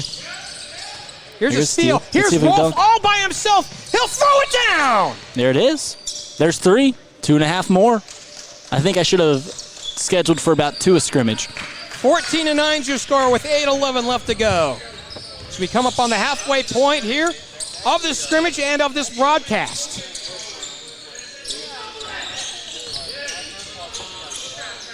Top of the key is Anthony Kopic from Miamisburg to the rack. High off the rim, no good. And now here's the run out. Here is a layup and good. No showtime, but Justin O'Neill gets an easy 2 from Meadowdale. Yeah, I don't think he thought about it. He would have gathered his feet a little more, but it was a little bit of a long pass. Didn't really have a whole lot of time. That is truly a first world problem, right? If you're a long strider down the court, you have to gather yourself and shorten your stride to get the dunk. Right. By the way, the exact number of times I've dunked a basketball, take a guess. Take a wild guess. I don't mean to judge on your stature or anything like that, Jeff, but I don't think you're Nate Robinson, so I'm going to go with 0. And you would be right. 3 is in and out. Putback beauty. Antoine Allen from Belmont. I could tell you that in my college athletics, we had to do verticals before the season, and I was pretty low on the list. Didn't have a whole lot of hops. Well, you mentioned the name of Nate Robinson. I know it's been a while since he played, but I think I go back to the days of like Muggsy Bogues. Yes, so that takes me way back. That's a Space Jam. Yes. It's in Space Jam, yes. Well, it's good to know that somebody I'm talking about is still culturally relevant. 3 off the wing, no good. Quick outlet, Jacob Connor back into the contest. To the rack, right-hand scoop, no good. Rebound, put back for 2. That's that thing, Reed. When you get attempts in transition, you want to see guys finish, no matter who they are, how big or small, if it's a dunk or if it's a layup. So it's hard when you see, the miss. Yeah, especially when they make not even on transition, but in half-court offense, they make a nice move to get there. He did everything but the easiest part for the most part. I don't want to downplay it, but 22-9 is your score with 6 minutes to play, so a little lopsided here. It almost looked like we saw zone for just about a half second there as they go back to a man. I'm going to tell you right now, if I was playing pickup basketball, I'm dropping back into a 2-3. Well, like I said, if we get the 10th scrimmage and we put Chatterbox out there, we're running a 2-3 zone. We can't play man-to-man against these guys. I got to tell you, I think we would, beyond that, maybe we just line up the baseline, right? If we start with a 15-point lead, playing to 21, we might have a chance. Well, I still think we lose. Havoc misfires. Here, Connor just got a little underneath the hoop. Again, the long stride. Yeah, the long stride. You're 6'9", can do nothing but it. I mean, that is truly a first world problem. Well, absolutely. Well, then, whenever I think about talking to guys that are like 6'6" or taller, they want to talk first world problems. Just any shower they get in, the shower head's just going to be a little just at their chest for the most part. No good on the long three. 24-9, the team in the black with the lead. Here's Pavlik, a long three. He knocks it down. Nice shot there. I say Pavlik at 35, right? Yes. Hey, Pavlik.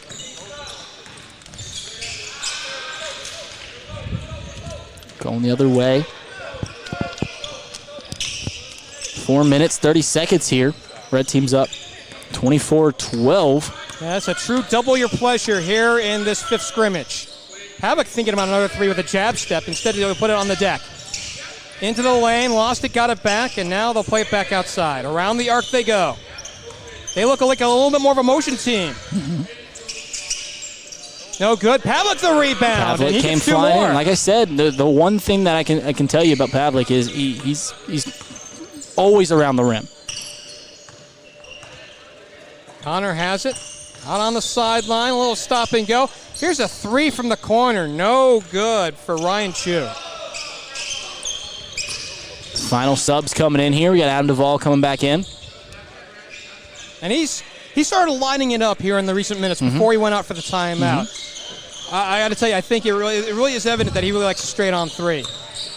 You know, it's funny. We don't always think about this as broadcasters, but in some ways, when you see people long enough for enough games, you start to see tendencies. Yeah, And for sure. Duvall's definitely a guy that if he plays, you know, right around that free throw line up towards the top of the key, he likes that shot. Oh, nice step Nice around. move, yeah. Patrick Ivory from Northmont. Not a whole lot of help D there, but Well, in a showcase game, you don't get a lot of help defense. what? Here's Connor. He plays it down low. Here's a shot in the lane and good. Yeah, O'Neal there. I believe that was O'Neal. Yes, it was. Making his way through the hoop. He impressed me in the first scrimmage. Courtney Blake clutch fake. He puts it up, no good. Back the other way. O'Neal into the lane, trying to get two more, and this one tapped away from him. And you can correct me if I'm wrong, but I don't think we've seen any of Courtney Blake's patented long threes here. We saw a bunch of those in the first scrimmage. I think I saw a bunch of those watching Trotwood play a couple times. Well, it's funny. I would imagine that opposing teams here in these, you know, three different team scrimmages, right? You know, you see three different teams for any team, right? You're not exactly scouting them. Yeah. But, you know, if you do see a player who's of a different size or has a different ability, you're going to naturally go out and play and try to play them against their strength. Here's a scoop shot in the lane. Beauty shot for Tyler Montague of Vandalia Butler. And also there's a bit of reputation. Like a bunch of these players, they know each other. They go to these showcases together. They play on these summer league teams together. They know what each player can do. This isn't the first time for a lot of them playing against each other. Off the mark for Keon Wright. I can guarantee almost every player out here knows who Alex Williams was before they stepped in to the gym. I got to tell you, are you into bodybuilding by any chance? No, I am not. Okay, so I don't know if you've gone to the Arnold in Columbus. I have been to the Arnold, but it wasn't for bodybuilding. I went for an archery competition in 7th grade. Well, that's the funny thing. I'm not saying that he's quite close to that type yet, but his stature, right, the broad shoulders and the big barrel chest, leans towards competing at that level. And here's a shot and good. 10-point ball game with 1:20 to play. Yeah, like I said, the first time that you ever see him walking into a gym, you're immediately drawn to him, like out there on the basketball court. Rich Rolfe on the cleanup for two of his own to make it 30-18. Here's Duvall trying to get in the lane. He has it picked away from him by Ryan Chu from Bellbrook. 1 minute to play here in this fifth scrimmage, 30-18. And an old-fashioned check at the top of the key. Yeah, How I like about it. that? And the orange is coming your way. Let's see if you get a touch of the orange. I was about to say. I was going to put up a shot if I get the ball. Chu, no-look pass. He threw it away, though. Intended for Rolfe. Just a little behind there on the pass. There's a Here's easy Duvall. give, yeah. A nice post entry there and a beauty pass by Chance Anderson. Duvall ain't going to miss that one. A lot to like on that one. Wrap around on the post entry. Left-hand finish by the big man. 30-20. Just a heave-ho right there. It ends up playing all right. Rolfe spin dribble and has it picked away from him. 20 to play. So we're going to see one more possession, it looks like. There it is, old school check. You have to yell so they don't throw out your shoes. Fair check here. You feel like playing horse now after seeing that? A little bit. More of a pig guy. Here's Montague for a long-range three. No good, and time will run out. Yeah, I was on target there. Just a little short. A little too long on the attempt. And that was a fun well, at least for parts of it, a fun fifth scrimmage here. Yeah, sure. It's funny. I got to tell you, and I don't know if it's kudos to you or kudos to me, right? Because I outage you by quite a bit, but at the same time, you and I are playing Iron Man broadcasting right now. No breaks. Yeah, no we're just rolling. We're just rocking rolling. and rolling. Yeah, I mean, absolutely. I mean, I think I got a nice little water break there. We had a little 4 minutes between each time. There's not even worried about it. And our main man, Trace Fowler, is laughing his butt off on that one. I don't know if he feels like he's not involved enough or he's just having fun just hanging out now. I was gonna tag him in at one point, but he looks nice and cozy over there in the chair. So scrimmage 6 coming on up. They'll be the Clippers and the Warriors, along with Trace. I was going to say Trace Fowler, but along with Reed Mouse, I'm Jeff Kim. Old habits die hard, Jeff. Well, especially when you had the same partner, and I was very lucky. Like I said. Same partner for both football then basketball season, all throughout. In fact, I'm trying to think. I think I had maybe 1 or 2 games with, I believe, Taylor Brannon at the very beginning of football season last year, and then it was Trace and me the rest of the way. I think it was so that you got to play with your high school team. Well, no, I think it was actually because I feel like the ex-boyfriend a little bit because I had Trace for the first 3 weeks, and my man just dumped me for you. Like, I think it was week 4, so, I mean, it's a little embarrassing, but it's whatever. I mean, you just gotta roll with the punches. I took it in stride. I don't know if he actually moved up on the chain, right? If I'm the mistress here, I don't know if he moved up on that one. I'm not a man of much pride, but I took that one hurt a little bit. We are here at the Dayton Elite Open Gym, hosted by Triple Double Prospects and Miami Valley Hoopball. I got to tell you, it's nice to have comedy.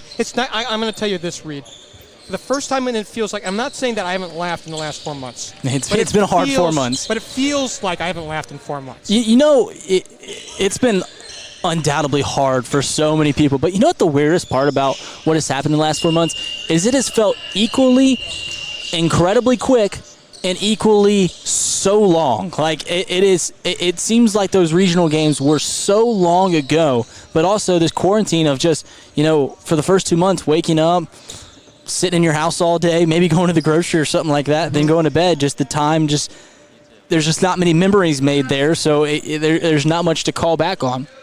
Exactly. And the days just fall into one another. And, and it's hard for everybody, and you have to appreciate, I know this is not really our forum to be talking about this, but appreciate the people who are on the quote-unquote the front line, right? People who are really, truly in the service industry.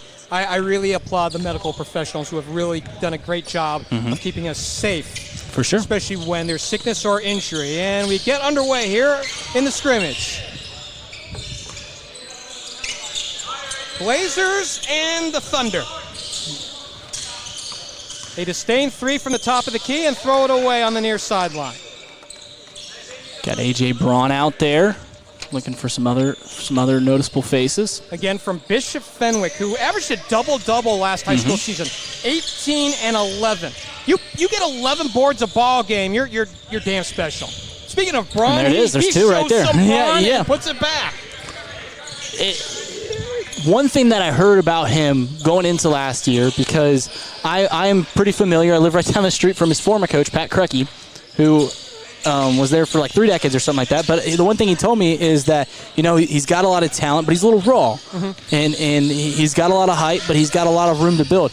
But just watching him play and talking to coaches around the area, and I feel like I'm highlighting him a lot, but he is a fantastic player. He's very well developing. Zach Frederick misfires on 3. Here's a skip pass to the near side. Here's a wide open look for House. He knocks it down. And he gives a little side glance out to his friends out on the sideline. 3 up into the front court. Step around on the double team. Backhand dribble. Oh, that was a beauty.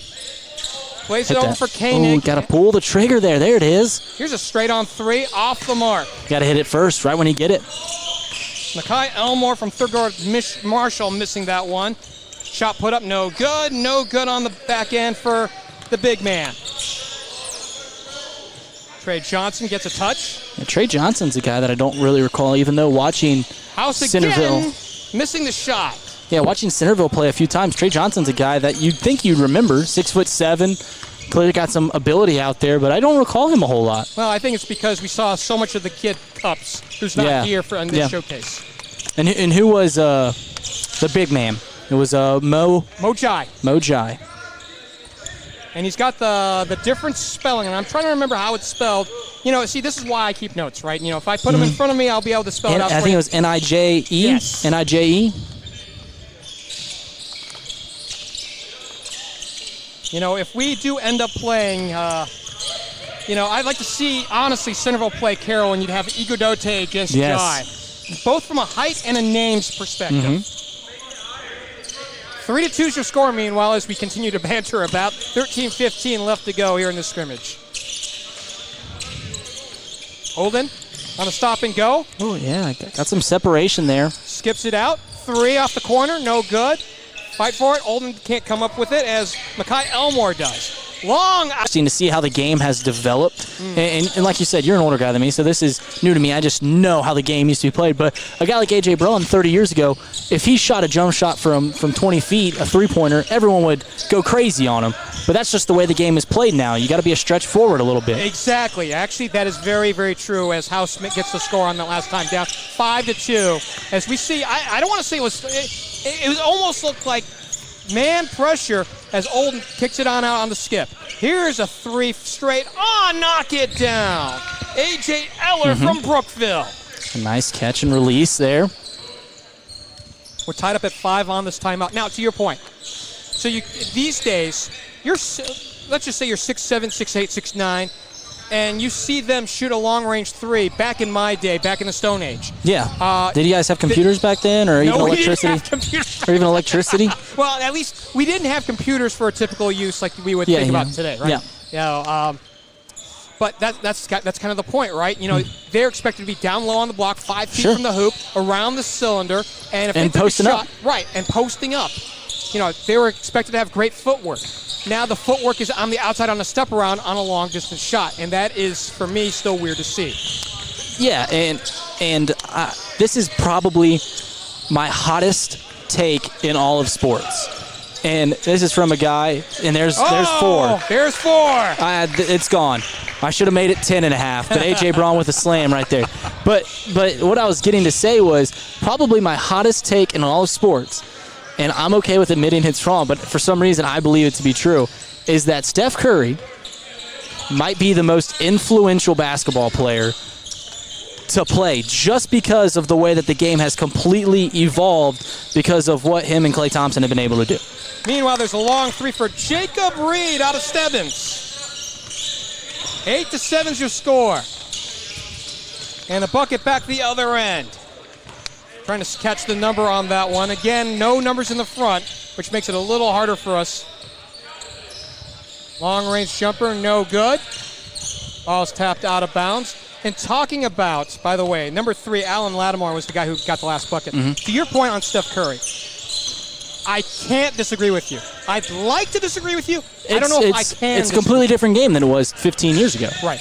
Now, how he's been influential, the accuracy, the shot efficiency, and what he does to force you into different spacing modes out on the floor. Once upon a time, you could pack a middle, and if you had a guard that drives to the hoop, or if you had a great post game, you could defend them well. But because of what he does, what he brings specifically as a guard, playing in and out, and can hit with all sorts of efficiency, Lattimore again for 3, no good. He has created spacing havoc in the NBA, and so from that standpoint, I can't disagree with you. Yeah, and when I make that point to my friends, their first thing to tell me is they throw out a LeBron or MJ, and I immediately say, I'm not talking about the best player to ever play. Steph Curry is not in that conversation by a mile, but the way that the game is played actually on the hardwood is a direct result of what Steph Curry's been able to do. By the way, Dylan Stinson got the last bucket, 6'2", a shooting guard out of Tri-County North. That's the first time we mentioned his name. Drive shut off as Reed turned the corner, skip outside, and now skipping back the other way. Here's a drive off the right side and scoring. Christopher Bort. 11-10 with 8:44 to go. Off the high screen by the big man. They played for Stinson. Spin dribble. He lost the handle on the floor. It's still loose, and it stays up front. No call there by the refs.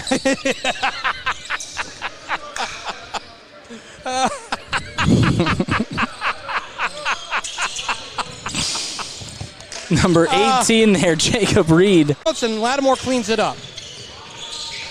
16-13.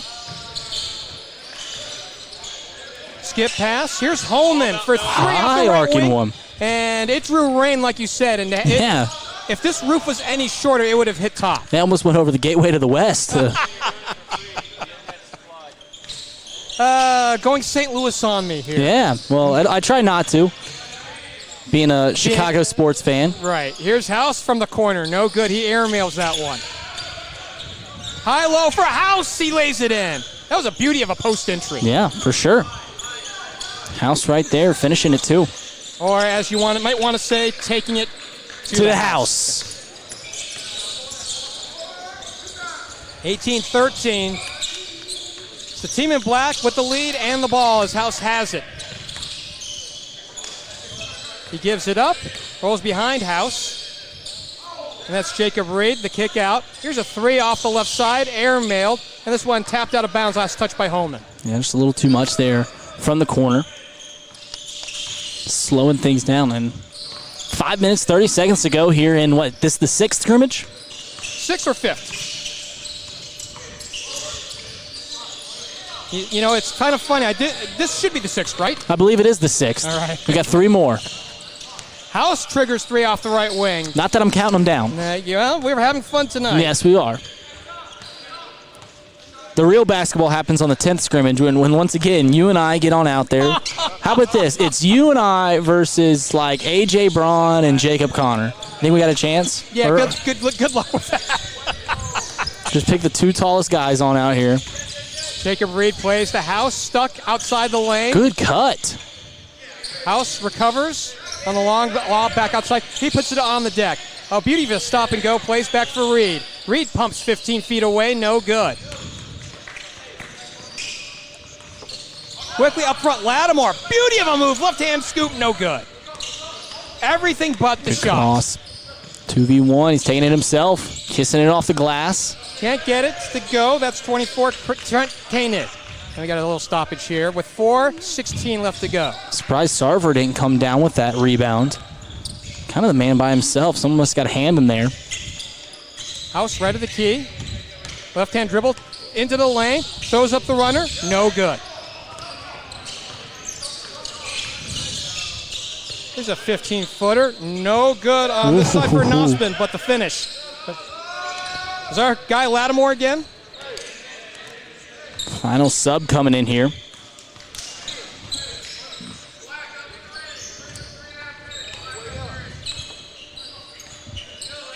So I will say this. We had talked about this being perhaps the hottest day so far of the year. It was warm. In Dayton. It is a little warm. It's cooled down, I think, because the sun's gone down outside and things have gone accordingly here. Here's a three off the right and no good for beg your pardon, Herboy. Layup is good for A.J. Eller out of Brookville. House gonna take it. Maybe not. He's been reluctant to fill the lane when he has the ball. When he doesn't have the ball, he has no problem posting up. I was about to say he had a post, had a height advantage there. Three off the near wing, no good for Elmore. Long outlet up front. It's a 2-on-1. And the lay-in, the bunny is good for Nosman. It's the lowest scoring game we've had so far, I believe. 19-18 with just 3 minutes to go. You know, it's funny, and, you know, I don't know if you used this in reference when you were calling games in the last season. I think Trace and I had, I don't want to say a bunny count on a long, high arcing three that's no good. So we would bemoan missed bunnies finish. and lost bunnies. And, yeah, there's your guy again, A.J. Braun. With an elbow to the chest, finds a way to put it in. Well, whoever believes that. Oh, Ooh. look at that step back. No good. Yeah, broke some ankles out there, paying medical bills now. Mercy. Here's a straight on three. Knock it down. Zach Frederick. Out of Tippecanoe. Yeah, It's 6'5". 24-18. Yeah, big guy. Incoming senior.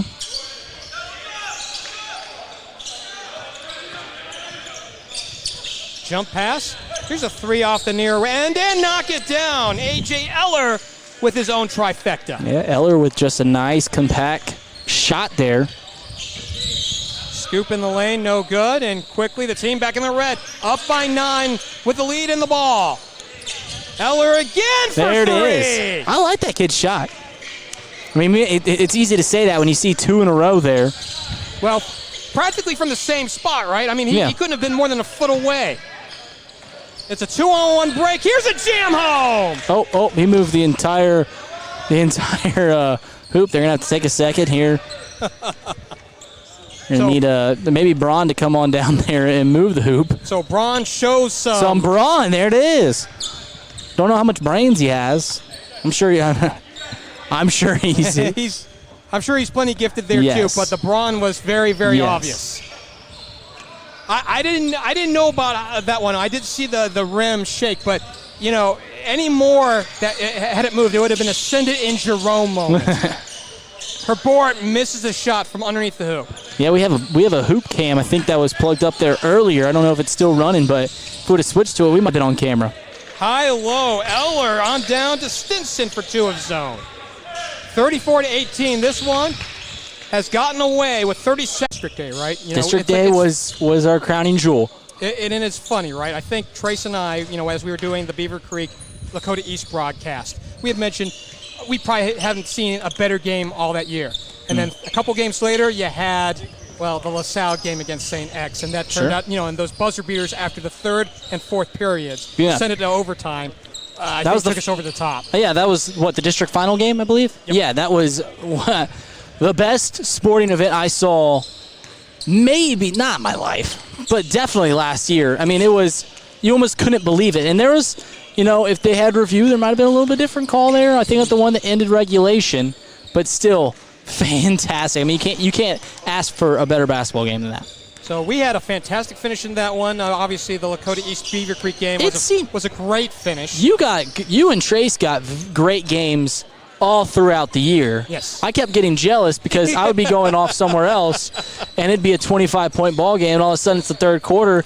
The energy in the gym was gone. Everything was gone. And you guys just kept putting up buzzer beater highlights every week that even make the news clips. Oh, what was it? I believe the obvious one that you're thinking about, Oak Hills, I believe, Yes. right? Oak Hills and Lakota West, I believe that was. I believe you got the Ross Edgewood buzzer beater. And that one went into overtime, if I recall, right? Yeah. I believe it was Nathaniel Hipsley and Justin Thomas that got the Hamilton Fairfield one with Xavier Ricks at Hamilton. Mm-hmm. I'm just off the top of my head. And actually, that was a complete 180 from the football games that we saw. This wasn't a buzzer beater, but this was a close one because Nate Johnson was in this game. If you recall, the Lakota East Princeton game, it was the penultimate game of the regular season. Yeah.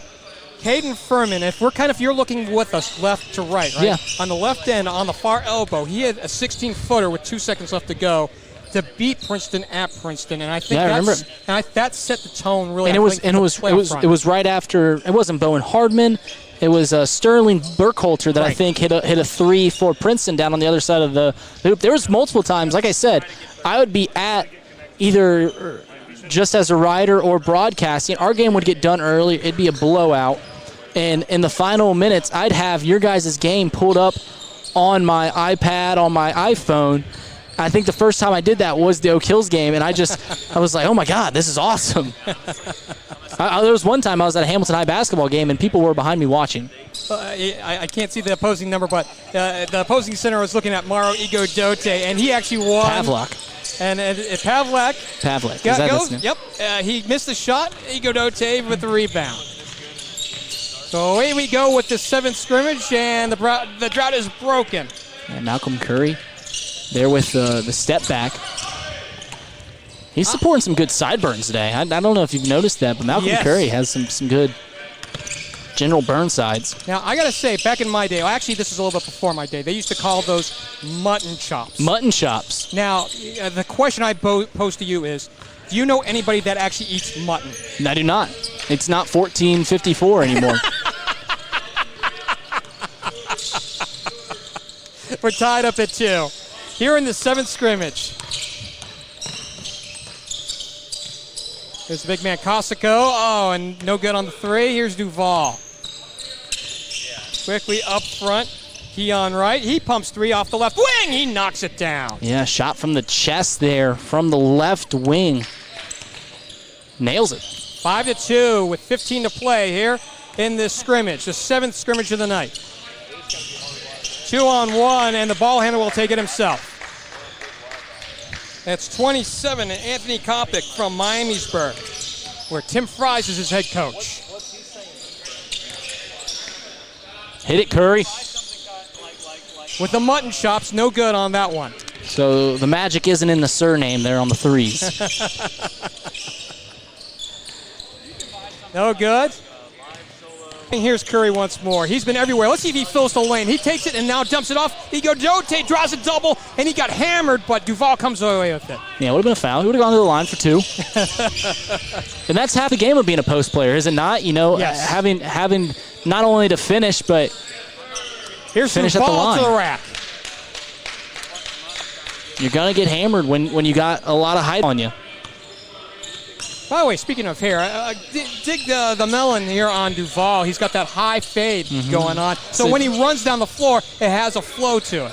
So you look back at like 80s haircuts, and the mullet was in style. Oh, look at Curry.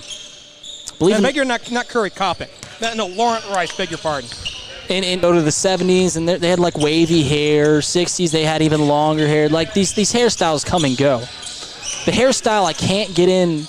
I can't wait for 20 years to see how people remember it. Is the fade with the perm on top. You see a lot of kids these days with the fade, and then they leave it long on top and perm it. Our good friend and partner Nathaniel Hipsley has a version of that. He does. I wonder how that haircut's going to age. Is all I'm saying. Well, I think the words that I think about on that, as Pavlik goes right to the rack, Good try. That's something you do while you're young. Absolutely. The one thing that I remember being a freshman in college, I came home for Christmas break, and all my friends had super long hair. And I was like, what is going on? Like, you guys all had buzz cuts not too long ago. They're like, yeah, whatever. I'm 19 years old. What's it matter anymore? Here's a long 3 for Duval. No good. Ball chased down initially, but it's saved, and we'll head the other way. 11-4 is your score. And a steal back. Duval quickly up front. Gives it up, gets it back, fills the lane, goes up with the left hand and scores. 13-4 with 12:28 to go. Yeah, it's all red here early on. Here's the pump from 12 feet away. That was pretty. Yeah, Curry has seriously impressed me tonight with just his ball handling, his ability to get separation on the drive, on the dribble. Here's a long 3. Yeah, waiting on that number there. Again, no numbers on the front of the jersey. We'll have to work on that for some other time. Kopic with the trifecta. 16-6. Under 12 to play. Well, we know if we're ever in charge of running a showcase or something like that, you need numbers on both sides. Here's Dote with the right-hand hook. No good. Scoop. Score. I'm going to call foul there. Oh, they're getting subs in.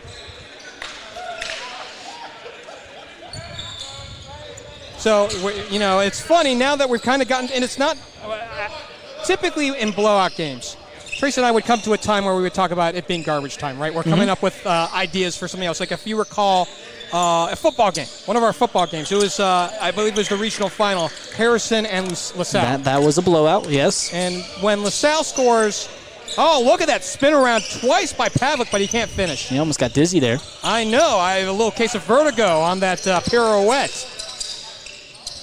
3 off the right wing, no good for Alex Williams. So if you recall in that game, LaSalle scored the first 45 points inside of the first 24 minutes of that half, of that game.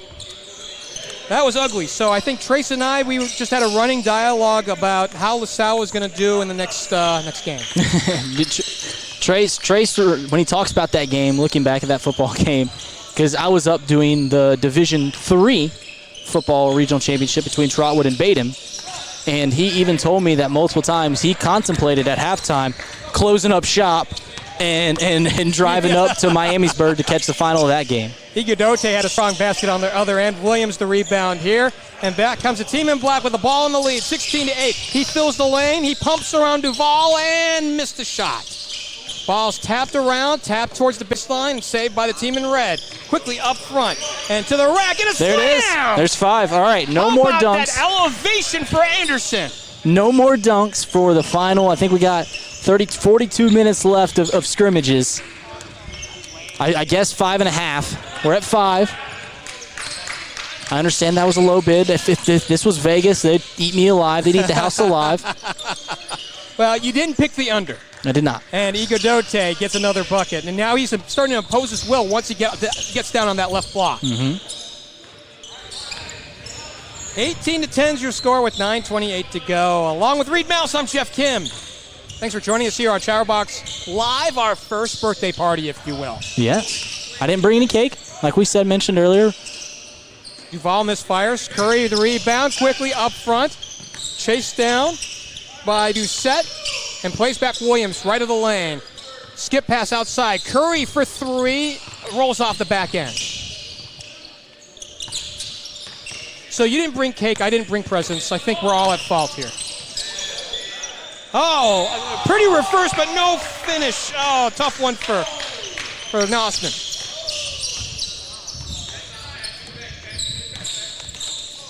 .26, Ivory, not Nossman. Beg your pardon. Oh, here's a steal. Williams to the rack with the right hand, and boy, it's Good smooth finish as there, yeah. silk. I mean, as opposed to the power, right? He had some gentleness on that one. Duval with the left-hand dribble. Pivots. Oh, a nice back cut and a score. Good job there by Courtney Blake out of Trotwood Madison. I wonder how often a week Alex Williams, in the lunchroom or something like that, the football coach over at Moeller, comes in and grabs his ear. Long-range shot good from 18 for our star so far here in this one, Malcolm Curry. Is he your favorite so far of these scrimmages? Yeah, no, he's a guy that out of the players that I did not know before coming into this one, he has been delightful to watch, and he's got some skills. I mean, his speed, his ball handling, everything's been fantastic, and we've even seen him hit a few long jumpers. Doucette on the run out. It's blocked off the glass by Pavlik, but it'll stay up front, and now they'll exchange players on the substitution with under 8. We're at the under 8 substitution. It's funny if you think about Jim Nantz calling college basketball, right? We're at the under 12, the under 8, right? So Yeah. I guess it's about time that we went to our bag of tricks and started thinking about, calling certain things what they are.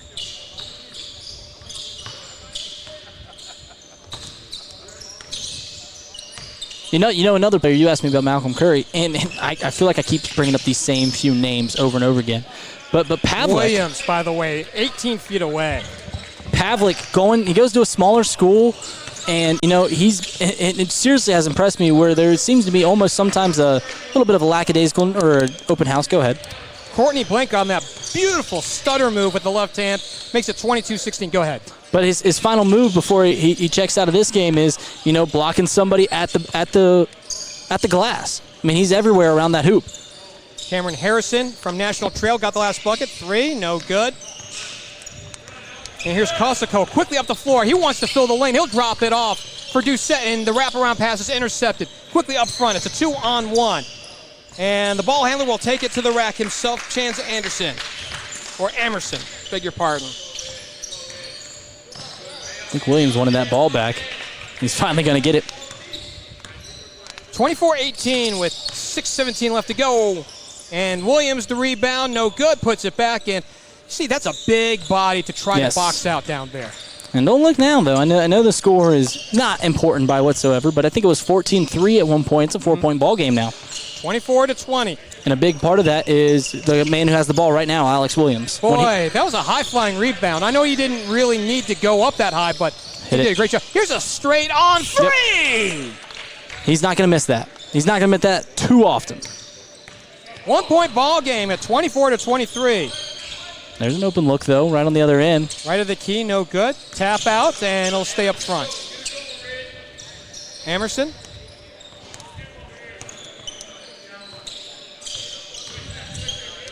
Courtney Blake, top of the key, intercepted by, guess who? He throws it up front, Doucette in the lane, left hand, no good. The rebound put back, no good by Kosako, no good. And quickly back the other way, Emerson up high on the left, thought about 3, fills the lane, goes up with the left hand float and scores. Yeah, boy, that was silk. Yeah, Kosako, he had time there. He didn't need to rush like he did, just throwing it right off the bottom of the rim. Williams for three, no good this time down. 5 to play here in this scrimmage, 26-23.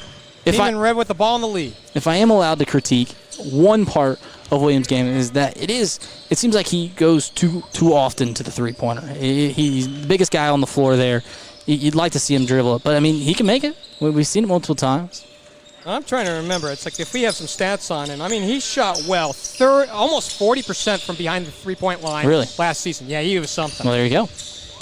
There's a reason why he likes that shot. But, yeah, I was about to say. By the way, here's a line on Williams. Averaged 14 points a ball game. That was good for third in the conference. 4.5 rebounds and 2.5 assists last year for a team that only lost one game. A loaded team, a team that it's hard to shine because Logan Duncombe, Max Land, and they bring all those guys back, right? Except for Max Land. Max Land has graduated, right? Everyone else on the team, I believe, except for coming back. Yeah, everyone else out of the starting five is coming back. There's a couple guys that were on, their second platoon of guys who. Right. Even their second platoon of guys is probably one of the best teams in Cincinnati. Well, getting to see them up front and close, like you and I both did over at the Cintas Center, I mean, it was like, how good are you with the movies? I feel like I'm better. I'm at least better than Trace. I know that for sure. He doesn't watch a whole lot. So you're familiar with the first Rocky movie back from 1978? Sure. Or 76? Yeah. So you think about the guy who's unbeatable in that movie in Apollo Creed, yes, right? And what was the mantra for Rocky in that movie? I don't remember. Well, Balboa's mantra for that, as Williams went to the left hand and scored. Boy, that was a beauty. His mantra was to go the distance. Go the distance. And he did with Apollo in that movie. Nice move to the hoop, but no finish there for Patrick Ivory. Here's Curry, top of the key, to the free throw line, back outside. Here's Williams for three. There it is, 40%. Making me my words, and all of a sudden it's a 2-point scrimmage. At 30-28, under 3 to play. So, I know that they took one loss, as Pavlik had a long-range. They did, early on in the season. Right, and that was the St. Vincent St. Mary who they beat in the playoffs the year before. Yeah, and St. Vincent St. Mary would drop down to Division II. Right. So it would have been more than likely Trotwood versus St. Vincent St. Mary. Here's the run out, and here's the lay-in good for Patrick Ivory. So they had one loss. In fact, they had a 50-game winning streak broken by St. Vincent St. Mary, and then they ran off 25. So they have effectively won 75 of 76. It's been like 4 years or something like that, 5 years since they lost to a Cincinnati team, a Southwest Ohio team, something crazy like that.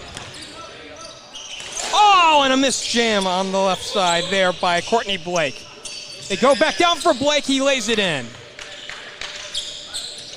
Well, he was trying to climb a tree there in Igodote. He was right in his way. So not to get too off topic here, but I'm going to get very off topic here. You mentioned Rocky. Igodote, by the way. Go ahead. You mentioned Rocky, and I've had this debate with a few other people. What genre of sports movie has better movies, boxing or baseball? Oh, wow. Because I feel like I lean boxing. I feel like boxing makes the best movies. They play up front for Igodote, and it's beyond even his reach. So you have some really classic movies like Rocky, the first Rocky movie, and even Rocky 2, right? I know people who like Rocky 3 and 4. And I'm not even going to put those top class because of, Raging Bull. Yeah. The Jake LaMotta story, right? Yep, yeah, so. Raging Bull. There's The Fighter. Oh, sure. Was that the Ricky Schroeder movie? Yeah. By the way, you're talking to my era right now, by the way. That was when Ricky Schroeder was Ricky Schroeder, right? Little guy.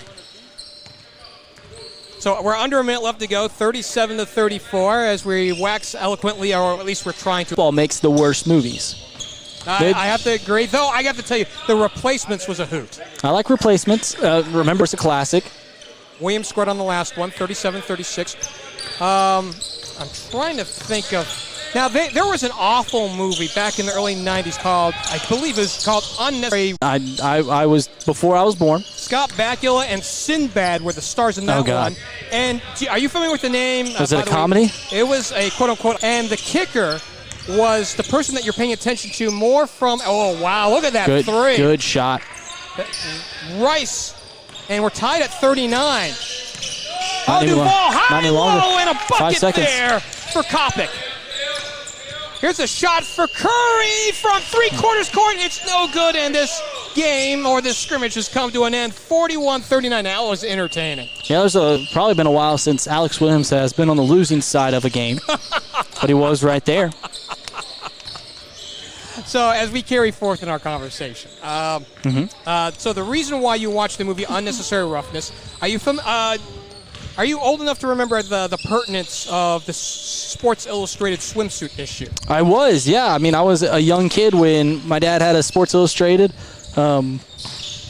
subscription, and that one would come in the house, come in the mail, and I would hide it. I would hide it. So if you remember Kathy Ireland. Before my time. Oh, well, do yourself a favor. She do was me the a kicker? favor. She was the kicker.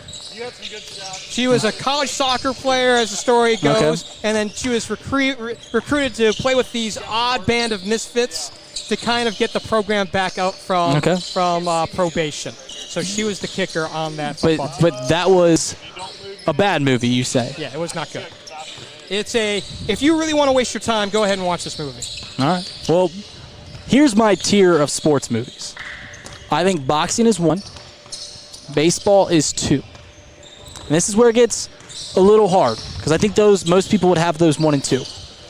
I think I'm going to go basketball 3.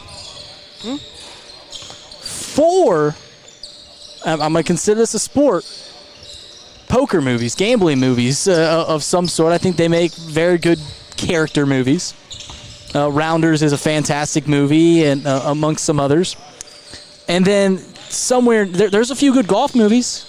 Now, I agree with that. There's a few good golf movies. Tin Cup, Legend of Bagger Vance. They had a Bobby Jones movie. I think it was just called. But I will tell you this. I will put Major League, and not because it will ever win an Academy Award, or should have ever, right? But I will put that up with any sports movie of any genre at any time. Now, I have a somewhat hot take in that I think Major League 2 is better than Major League 1. And they're both great movies, but to me, I think the idea of learning how to succeed learning how to deal with success is a better character idea or a better movie idea than being the losers that become the winners. Well, just as long as you don't relate to the catcher Rube, I think we're good. Yeah. Now it's like, but that aside, I like 1 better because 2 words, Bob Uecker. Yes. And while Uecker was in the second one, right, his lines were fantastic. So beyond iconic. They were iconic in the first. Yeah, I wish I was. No, I don't, because I'm a Cubs fan. But I wish that I could listen to Bob Uecker more often. I'm not going to lie to you. There has been a time where I subscribe to MLB, so I can listen to the games. I don't watch the TV, but I listen to the games. And every once in a while, when they're playing the Brewers, I turn on the Brewers game, the Brewers broadcast, as opposed to the Cubs, just to listen to Uecker. But the ongoing joke is that he laughs about, not in the movies, but even in real life, about how short his baseball playing career was. I think it was like a month or something like that.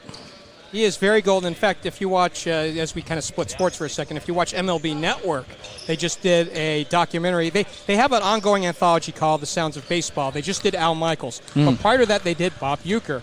And, of course, not only do you have Bob saying just a bit outside, but you have players doing the Bob Uecker voice. And that is part of the legend of that movie. As we go on with scrimmage number 8, and away we go, Rockets and Thunder. Got number 22, DeJuan Anderson in the black, and of course he plays there for the Rockets. They play it down low, and they'll have to dribble back out. Here's Anderson turning the corner, going baseline. This one tapped away from him. Along with Reed Mouse, I'm Jeff Kim. Thanks for joining us here on Chatterbox Live, the Dayton Elite Open Gym, presented by Triple Double Prospects and Miami Valley Hoopball. And we want to give specific thanks to Corey Albertson from Triple Double, who has really done a great job of hosting this event and us. And like we said, it was a spur-of-the-moment idea. We heard about this on Monday. We were looking for ways to test out our new toys, new equipment. And I know we've had some technical difficulties with the internet connection and whatnot. And I hope we're working through it. I think we've been going live for an hour and a half, it seems like. So we've been rolling. 3 no good for Anthony McComb. Here's a straight on 3 the other side. That is no good for Alan Lattimore. He gets it back. He puts it up and breaks the drought 2-0. Lattimore's been impressive. I know that we have a yen towards Malcolm Curry, but he's been pretty good here himself. Lattimore has done some nice things for sure. They're in a 2-3 zone. Here's a wide open 3. Yeah, you wide expect open. a knockdown on that one. Absolutely. I don't even miss that one too often. Well, I'm sure you play open gym with Trace, right? I do not. I don't want AJ Braun, by the way, with the trifecta, answering back on DeJuan Anderson. 3, and boy, they're flying from long range now. Me and Trace had a 3-point contest against the Princeton Vikings, and I went over. The last long 3, by the way, by McComb was good, and then right now it's 5-5. So it's funny, right? Because just knowing that whenever, unlike with maybe with you, and I know that this is the only experience you and I have to base off of this, right?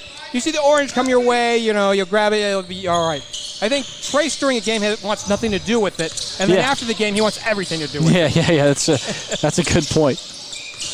Every time I think of a ball interfering with the broadcast, I go back to, I forget if it was District Day or it was the regional semis, and we had all this set up there on the baseline at Xavier, and a ball hits our laptop, our big computer. Yes. And Trace was so mad that it hit the Mac that he did not talk for I think like 2 whole minutes. I just saw him steaming over there. Nothing broke. There's Braun. Doesn't to the count. rack. That's not number 6. It's not a dunk, but he went up strong with 2 hands to make it 7-5. Well, I'll tell you this. If you think back to the LaSalle Lakota East game, the regional semifinal, we had a kickball out to the sideline that hit the mixer right to your right. Oh, yeah. And it knocked off, I don't know if it knocked off the mic, but it knocked out the accessibility to hear ourselves. Oh, really? So I kept talking. I just told Trace, you got the orange. And then I just kept going with the game, and he plugged us back in, and it was like nothing ever happened. Here's McComb to the rack, missing the shot. Going back is no good for Plyman. Yeah, Plyman should have went up with 2 hands there. Just trying to volleyball it, pat it back in. Well, you got a nice potential battle out there between Plyman and A.J. Braun. Yeah. Similar height. I think Braun has about 2 or 3 inches on him, but yeah, similar height, similar build, broad shoulders. Yeah, not an overwhelming height advantage, but a little one. Here's McComb to the rack with a left hand and score.